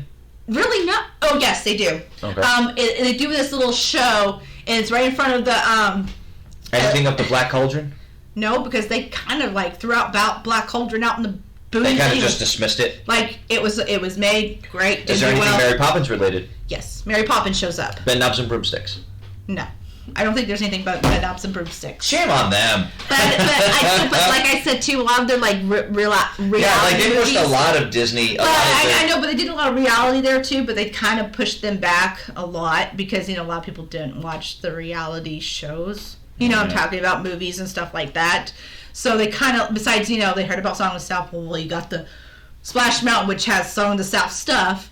Then you got Mary Poppins herself. She pops in, like she's in like United Kingdom and Epcot, and sometimes she'll pop in at Magic Kingdom once in a blue moon, too. So like I'm just saying, there's a lot of movies out there that are just kind of getting pushed under that were actually pretty decent movies. Oh, yeah. Even Robin Hood is not even. Cast of anything. Yeah, I know. That was the biggest one that would have disappointed me. Like I grew up Robin Hood outside of like Aladdin and Nightmare Before Christmas. Robin Hood was my number 3 to go to, because every time I would turn it on, I would just sit there and whistle that theme song. Right. And I would just randomly get bored and just Robin Hood and Little John running through the forest. Like, right. Hey, come on, that's just saying, catchy to me. That's what I'm saying. Like I can understand. Like I'm okay if like they have characters that pop in once in a while, or that they're there consistently. But there's no Robin Hood characters. There's not even no Nottingham.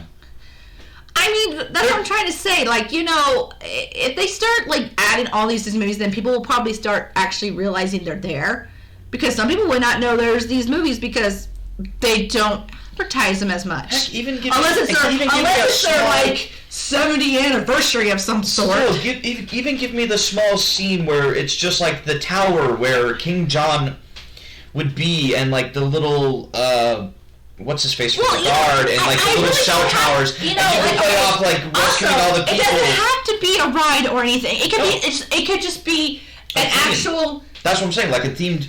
No, not Not a ride, but like a set. No, yeah, like a set, because that's what how Rapunzel is. Yeah. There is a Rapunzel part, but there's like nothing really Rapunzel theme. Like there's like no ride or nothing. It's just like, oh, you see the tower. Yeah. And then you Like, watch just give me the actual set so you could sit there and you could take a photo or you Yeah. could reenact a scene or something. Yeah. You know, something that just sparks up the nostalgia and say, oh my God, and brings out the kid in you. That's where, I mean, I know it sounds weird, but again, from a business standpoint, you want to bring out the nostalgia, but in a way people would actually Well, and you put their gotta money realize you towards. got people from 1937 to 2019 that have certain movies they like. Yeah. There's a lot of things that... So, make like, us- you know, so you're gonna have to, like, because everybody goes. You got your grandma that goes, and you got your new baby that you had yourself are going to go to Disney at some point in their lives.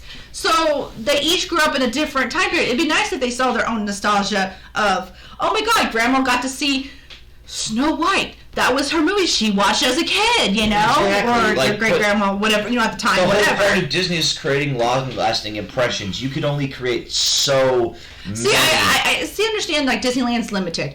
So I'm not going to diss on Disney, whatever they do, that's going to do that. But Disney World could do a lot more. They're over expansive. They have so much land to work with. Yeah, they bought, like, bukus of land, so they could do whatever they want. And, Right. you know, So they could even create like a themed park area over there where it's like purely 90s or purely this age and this age and this age. well, they have a resort that does that. The Pop Century actually does. Well, I mean, Fine, fair enough. no. Like, I'm doing this because I went there. And you know what I would like to see that Disney has not done yet?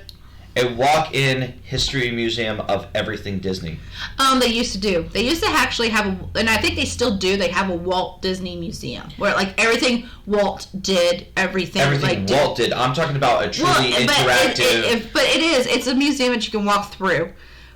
Heck, freaking Disney World has freaking Hall of Presidents, Why? and they're animatronic presidents. Why?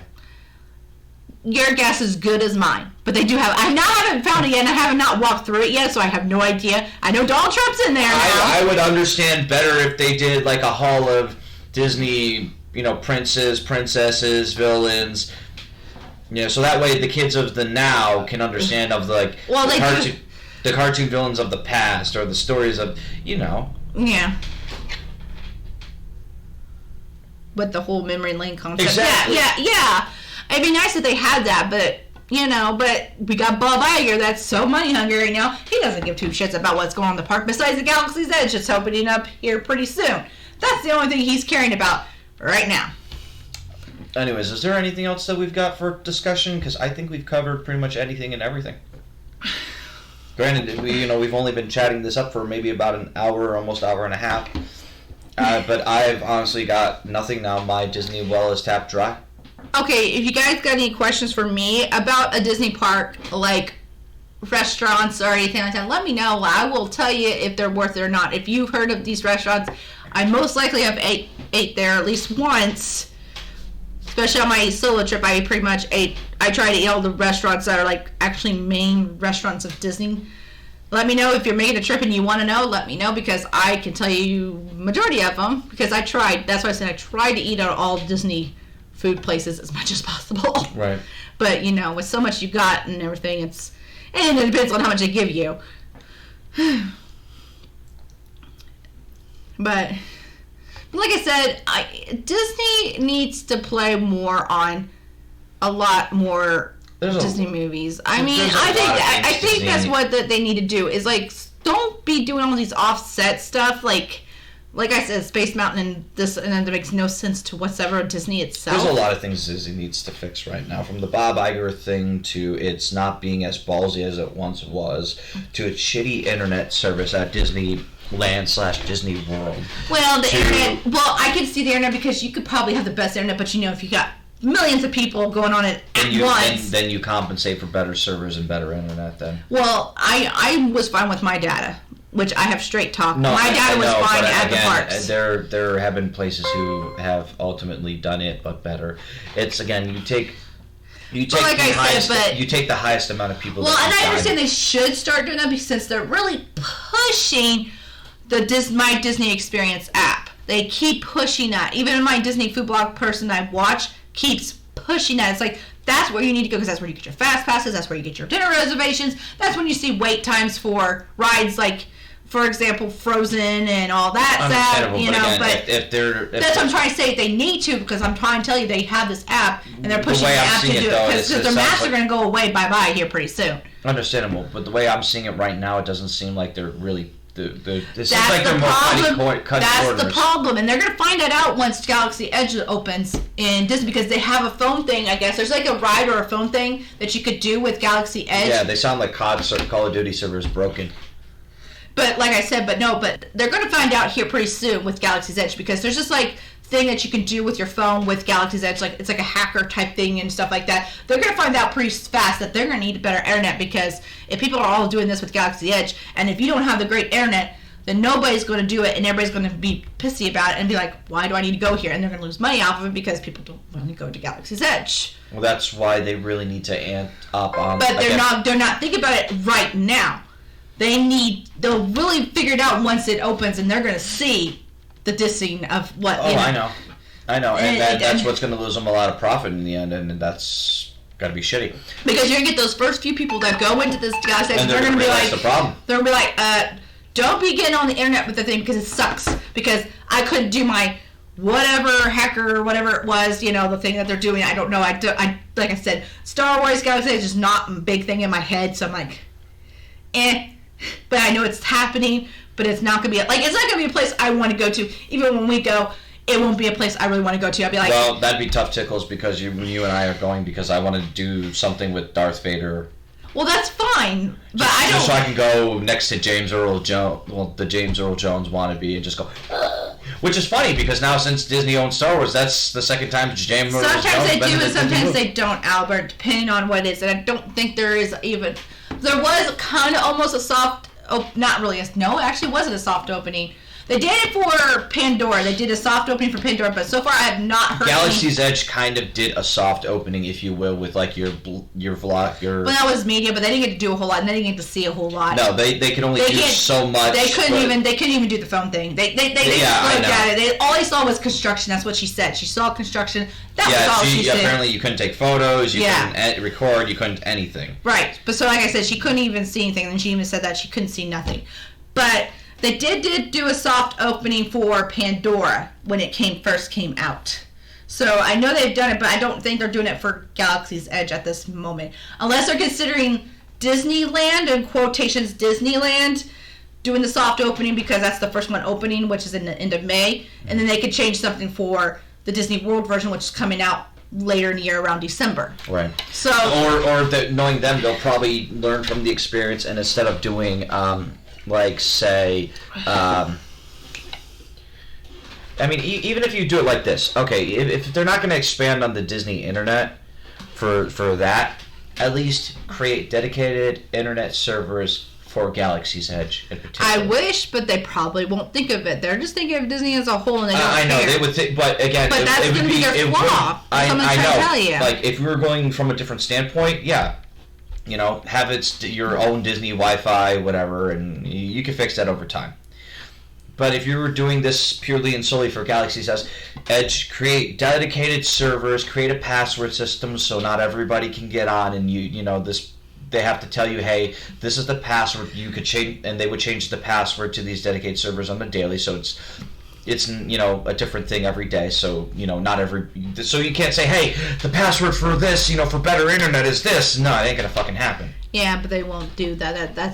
It's too much money for them. Oh yeah, Knowing that's Disney, the problem. that's just Disney. It's too much money for them. At this moment, with Bob Iger as it is, Yeah, it's not too gonna much happen. it's too much money for them to do that. But hey, Because you know what, let me Bob prophesize Iger, off because of this. Bob Iger can't get his $66 million raise because of that.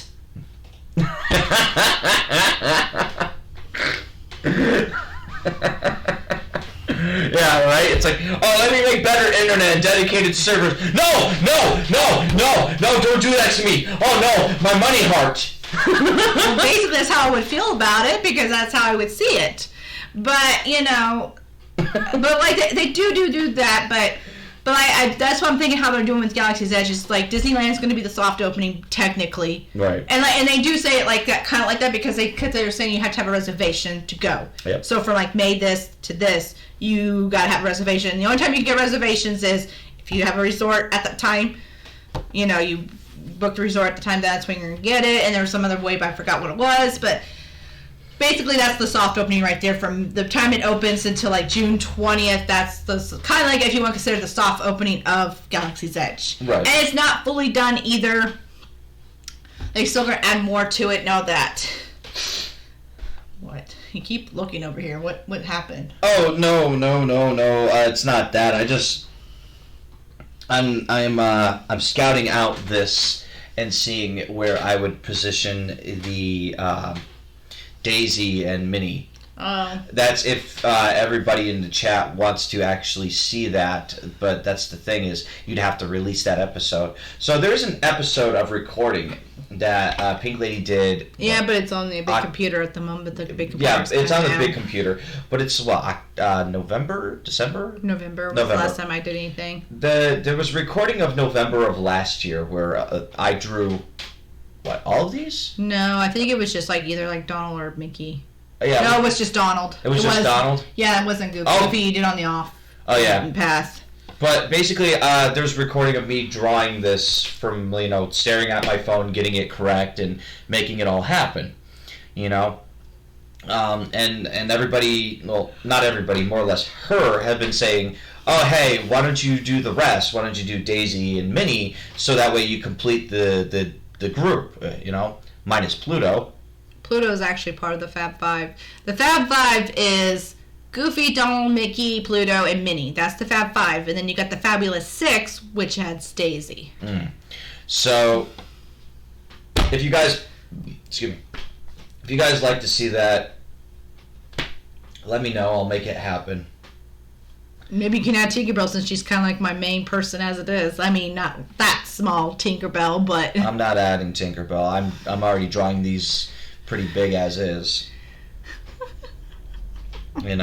Heck, Mickey's head is pretty much as big as my head. At least the round shape of Mickey is as big as my head in comparison. But that's the thing is how you're going to fit this around because... So I would think Minnie would go up here in this little nook between that and Mickey's head. There's a spot right here for a smaller version of a Minnie, and then over where Goofy would be a Daisy. Well, I'm trying to think of like how, because we have it positioned pretty well. Yeah, so that's what I was saying, like right up here in this corner, if you take a look at the screen from a standpoint, if I did it up here, you can clearly see it in this scope. Yeah. And then over where your head is would be the Daisy, so that way it pops up, so it's like high, low, low, low, high, kind of like a... Oh, okay, so kind of like a happy smile. Almost. Well, basically a happy smile, because I'm like, you're kind of going... Yeah. Kind of, yeah. So. Okay. But... I've already planned how it would go in my head anyways, and just making sure... Yeah, if you guys want to check it out, let me know, and then one day I'll just sit down, I'll record on the laptop or something. I'll probably do a quiet live stream or something, and you guys will watch me just sit there and draw it, and every time I take a break, then I start asking or answering questions. Or we'll do it when you have another day off and you just want to sit behind the camera and watch comments roll while I'm doing all that. And if people got questions for me, I could just generally ask. Yeah. Yeah, like that. That's fine to me. But anything else you guys want to discuss? This is kind of a random talk. Like, if there's something that you guys want to ask us, this is a good time to ask. I'm going to say give it like at least, this is like an opening question time. Yeah. So, like, if you guys have, because we have time, I want to get you guys involved too. Is there questions you guys want to ask us that we wouldn't possibly do? Or preferably me, since I'm the Disney expert, supposedly.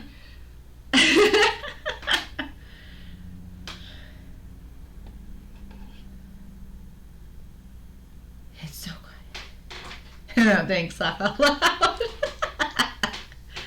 Like I said, any Disney question I will answer to my best ability if I can or cannot. Why is your favorite Disney movie or favorite? Okay, so movie? for those who don't know, her favorite movie is Beauty and the Beast. Why is it your favorite? I know what he said. I understand. No, the I'm question. talking because not everybody knows that your favorite movie is Beauty and the Beast. Well, you didn't even give me a chance to answer my own question for myself, but thank you for answering it for me. Okay.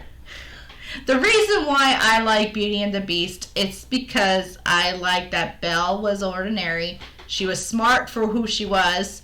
She was the only female that read and was an oddball. And she actually got me to read a lot more. Because the way she explains, you can do your own, adventures and stuff like that. And I like that she didn't care what beasts looked like after a fact. Like, at first you get that first initial, oh my god. But then she understood that this beast had a heart.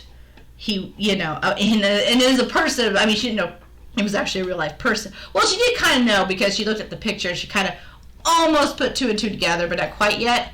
So,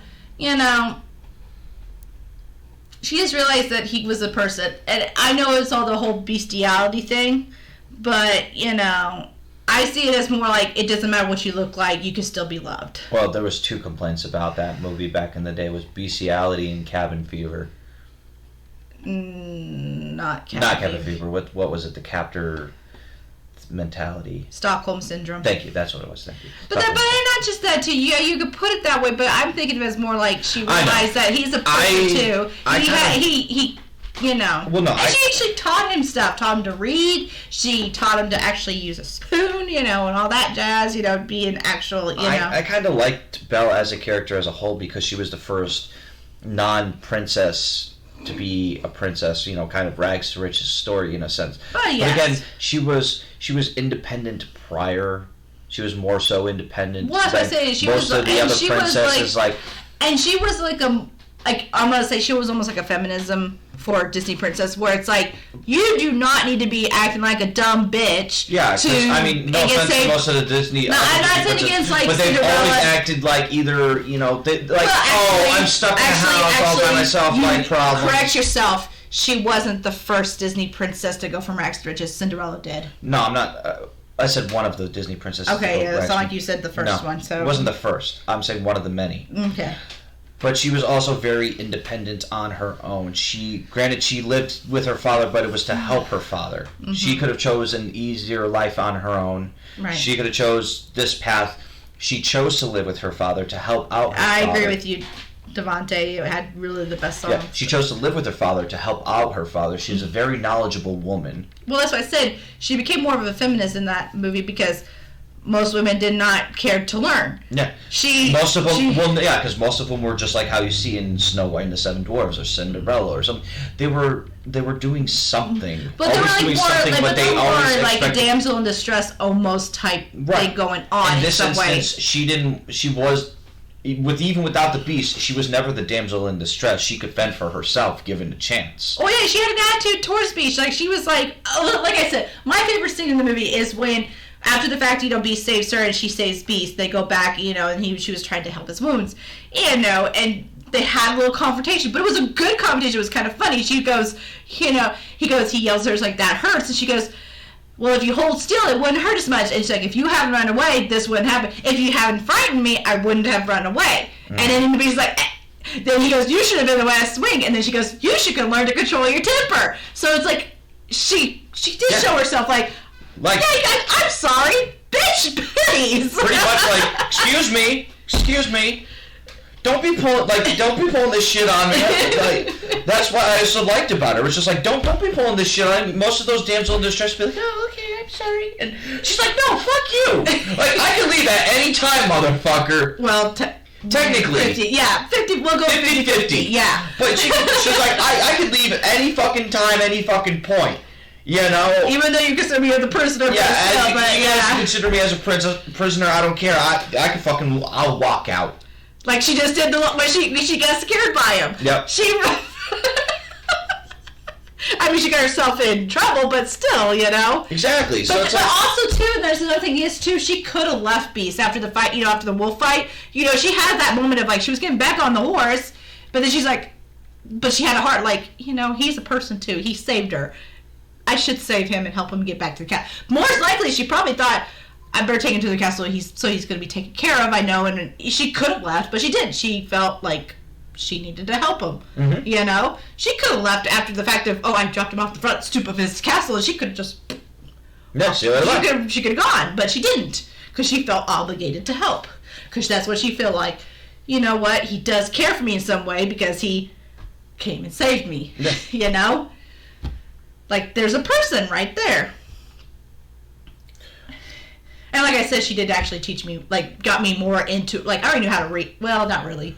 I was only like 3 at the time when that movie came out, but still, but it got you to more feeling like you want to read to, you know, get in that adventure mode.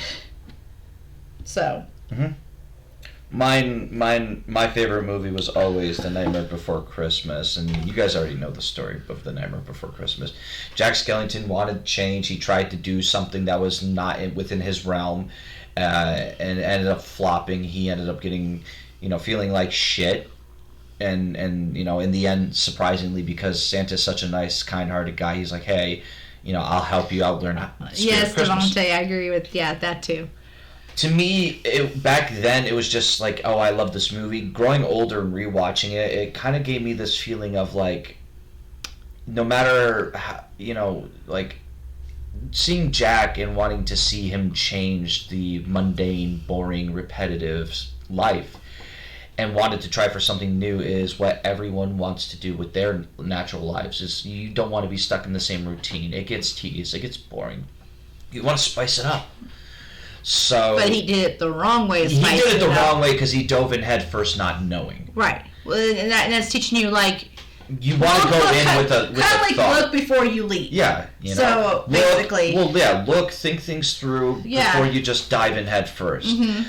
And Sally's mental personification didn't help. It really wasn't. It was more like and I know this sounds fucked up because if you rewatch it, we're like, no, Jack, you know, you should do the same. It wasn't her enabling him to do better or change his mind or, you know, think of it differently. It was just, no, stick to the mundane. That's what you're good at. Or she was trying to say, hey, you know, well, like, she had the premonition, but she's, like, also saying, like, dude, this is not, like, in our realm of stuff. If you want to do something, like, different of scaring, like, think of another way how to scare, like, Yeah. go from, like, I don't know, from a treetop to the ground. I don't know, you know, But yeah, something, like, you know, like she to me, wasn't, to me, she wasn't saying, like, stick to the mundane, but, like, if you want to spice it up, don't go after something that's not in the realm of what we all know. Yeah. Like, include us, too, but you know? that's kind of what the movie told me, was like, don't fall into the pattern, but keep to what you know. Like, Right. stick to what you know, but change it up a little Like, bit. add somebody, like, add a vampire, add a werewolf, add a somebody, you know? So if you're good with technology, stay with technology. Be good at what you're you know, what you shine at. Mm-hmm. But try new and innovative things within your realm. Don't stick to the same routine. Right. Otherwise, you're going to be unhappy. You know, so like me, for example, I don't like sitting at home. I know I'm good at it, because to me, I've done it for so long. It's become like a second nature. But at the same time, I've grown so bored, and I've gone at war with myself so many times that I got sick and tired of it. So I'm like, I need a job. I need a purpose. I Well, need and that's what I was trying to tell new, you. something fresh. Like I told you that whole last weekend, Mhm. I felt off. But I think it was because the last 2 weeks we've been stuck here. I was like, Yeah. I needed to go somewhere. I don't want to be in our city no more. You know, I don't want to be in this town. I don't want to be here at all. I want to go somewhere else that has something different, different scenery. Yeah, because so when we that's went why I to the was zoo like- and then came back, it was just like, yay, we're happy at the zoo. It was fun. And Because it gave us something different because it was like, okay, it's a different environment. Yeah. And we did something different, not just the same, oh, I came home, pretty much laid around, did not do nothing, you know, blah, blah, I mean, blah. even today, I felt the same way. Sorry. Even today, I felt the same way. Like, I woke up at 7. You saw me out of the house. I went to work. I worked from 9 to 1. I came back home after we did the Chinese food thing for lunch, I felt bored. Like I want to go out. I want to do something that's not stuck at home. But the thing is, where we live, it's like, that's what I'm trying to say. Our town doesn't have very much things to do. It's so boring here. Besides, let's go to the store and go buy something. But yeah, other than it's that, so fucking boring here. Yeah. Like, at first, when I first started living here, it was peaceful, it was quiet, and you got used to it. I gotta enjoy it. I do enjoy it. It's something that's not normal to where I used to live, where there's just, it's constant. Something's happening. Yeah, there's something happening, either positively or negatively. More times than not, it's a mixture of both. Mm-hmm. Like, you'll see the church doing its outdoor, like, picnic, or, their outdoor, like, praise Jesus that they got approved from, the city, where they're going outside with a megaphone and talking about God. Then you hear there's a shootout, like, 2 blocks away, and it's like, Jesus Christmas, there's constant everything going on. Sirens, stupid people, good people, bad people, you name it. It's all within reach. The environment around you is animated in a lot of ways. When you come here, there is not much going on. It's the same mundane, boring. Mm-hmm. And when you start off from all that to come to here, it's good, it's peaceful, it's quiet, it's what you want. But yeah, after so long, it's like... And that's what I'm trying to say. Like, now it's getting... You need something! Yeah, that's what I said. Now it's getting warm. We could go do stuff. We can go places and do, And that's why I was like, throwing out, like, let's go to a musical if it's on my week off, Heck, let's go on... Oh, by the way... Cabin fever. Pretty much. Pretty much you get to that point here. At some point, you've got to have some movement. But there will be something in the future. I can guarantee that. And I don't care what you say, and I don't care what you say, Albert. Like, who the heck are you? You're looking at the camera like, who the heck are you talking to? But there is a goal for the future, and I know it's going to take some of the money away from the Disney fund, but I'm going to do it for the sake of doing it because I've always wanted to do it in my life. And as a kid growing up, I've always seen people do this, and I've wanted to do it. So I'm going to go down to the movie theaters the next time we go and see Aladdin, and I'm going to generally ask for the general manager, and I'm going to ask him, how much does it take to rent out a movie theater? Like, who the fuck are you talking to? Well, because knowing him, he'd get on my butt about, hey, if you have a goal, see it through. And I agree with him. To an extent. No, I agree with him wholeheartedly. Like, well, to an extent. I have a job. I want to go to Disney. We're going to Disney. But at the same time, I also want to, now that I have a job, I also want to crush one more dream out of my to-do list. And that is, I want to fucking sit there and I want to play a goddamn video game right in a movie theater. I don't even care if it's for an hour. I don't even care if it's for fucking a half hour. But I want to sit there and, like, one of these IMAX motherfucking theaters with, like, the Nintendo Switch hooked up to that projector. And you and I are just sitting there fucking playing Smash on this, like, huge-ass screen. Yeah. Like, I'm going to find a way to make it all happen, but I want to sit there. I know. I was just giving him crap about it. I know. But, like... I know, Albert. Good God, I'm just playing. Jeez. But, like, I want to commit to that, because I want to see it through, and half of me is going to be ecstatic and happy, and the other half of me is going to cry like a little fucking bitch, because it's like, yay, my dream has come true. Like, yay, my dreams come true. I'm actually sitting here playing video games at a giant-ass movie theater. I don't think I'm probably pissing off a lot of people in the process, but, to realize that one dream. I would do it on, like, a weekend when there's, like, gnarly no movies coming out. Right. That's what I would do it. Don't do it during, like... No, I wouldn't do it during a busy season. That's kind of fucked up. Because it's like, oh, hey, new movie theater. Sorry, guys, you can't do it for the next fucking hour. I'm sitting here. I can't do that. That'd be the asshole. I would do it, like, not towards the summer because that's, like, a lot of people go. Sell ticket? Yeah, I can't. That would be illegal. Yeah. When do you plan on doing this? It would be awesome to do it while I'm visiting. That's the goal, actually. I'm hoping that... If you give us a time, Albert, of when you're deciding to visit us... So, Albert, make it here next year around the week of May 19th. So, for my 33rd birthday, I want to make it a goal to rent out that movie theater, talk to them a couple months ahead of time, like in fucking February. You know, plan it out 3 months ahead of time, where I'd sit there and I would talk to them. Well, just be careful because you don't know what movie comes out during that time. I know. I mean, I'm not trying to be neat about it. I want to plan it out. I want to schedule it with the woman like 3 months ahead of time. I would talk to them first, like, what is your, like so far as if you know ahead of time, what is your non-busiest time? Either way. Like a movie, because there's going to be some movies that are going to come out and there's not going to be like a lot of traction. It's fine. Even if they're closed and they're stocking up for the morning, but they give me the permission to go in before they actually open, where I can easily go in with me and Albert and you and just fucking hook the console up to a projector and play right then and there. That's if our theater does it. That's the thing, too. I don't know. But like either way, each theater's plan it out, make it happen, commit to it. But my goal for the 33rd birthday is literally sit there, and I want to actually sit down and fucking jam on this huge ass screen, listening to it as loud as it, well, not as loud as it can fucking get, obviously, but you know, the max volume they usually do in movie theaters. I want to hear this game. I want to feel this game. Like, I want to be immersed and actually enjoy my experience. Not many people can have that opportunity to sit there and say, hey, I've lived that dream. I've played a video game at a movie theater. Because people are like, oh, you know, what's so great about that? Like, that's the best gaming experience anybody could ever fucking get. That doesn't cost like fucking $6, $7, $8 grand, you know, for all the setups that you could do at home. It's a once in a lifetime, maybe $300 to $500 experience, possibly, to rent it out for however long, because you only need that one experience. You don't need fucking a lifetime. You don't need 20, 30 years from now. You need just that one moment so you could say, hey, guess what? I did this. Cross that off my checklist, my bucket list, whatever you want to call it.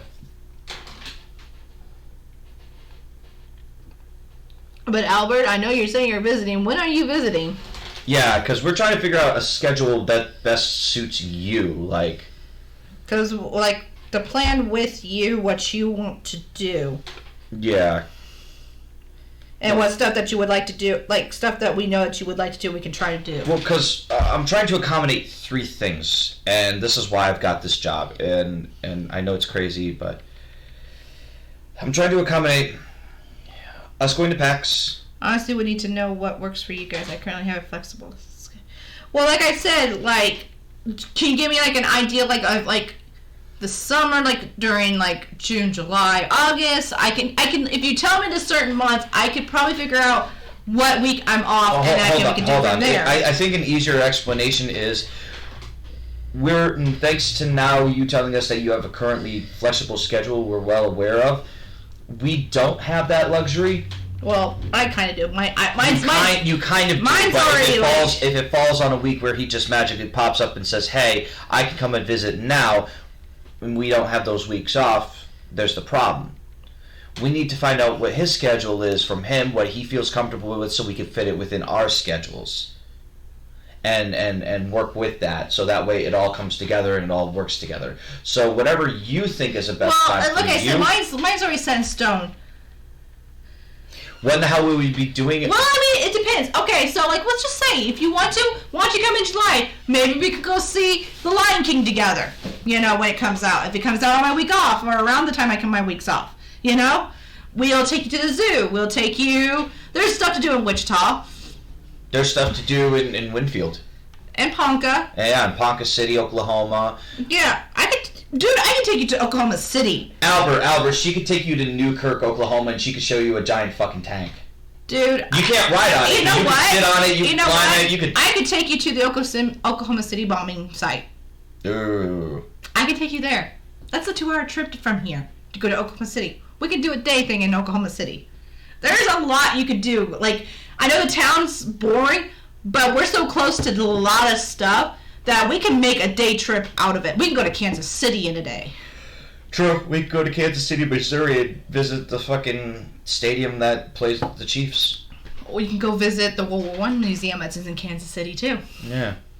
And there's a lot of Indian reserves and stuff like that. We can't go on Indian reserves. No, but there's a lot of things like Indian related, like museums and all that. That's all in Oklahoma City. So There's a lot you can Dude, do. I can take you. If you allow me to do that, and we could pre-plan. Hell, I mean, even if we wanted to, it was a day trip, but we could take them back over to fucking Liberal, Kansas, and show them the Wizard of Oz house. Yeah, we could show him Dorothy's house. Yeah. So, I mean, Albert, there's a lot to do. It's just find us a better schedule that you could fit, and then we'll plan around it. And mine's more set in stone, so I could tell you like my weeks on and weeks off. But if you give me an idea of a month, I could tell you what weeks on and what weeks I'm working and what I'm not working. Yeah, so you go through her, and then she'll let me know, and I'll just plan it around with my boss, and fix my schedule so that way I can work the days that he's not here, and when he's here I have that luxury. Mm-hmm. So basically it's all up to you, Albert. Yep, you figure out the day, we'll work with you. Yep.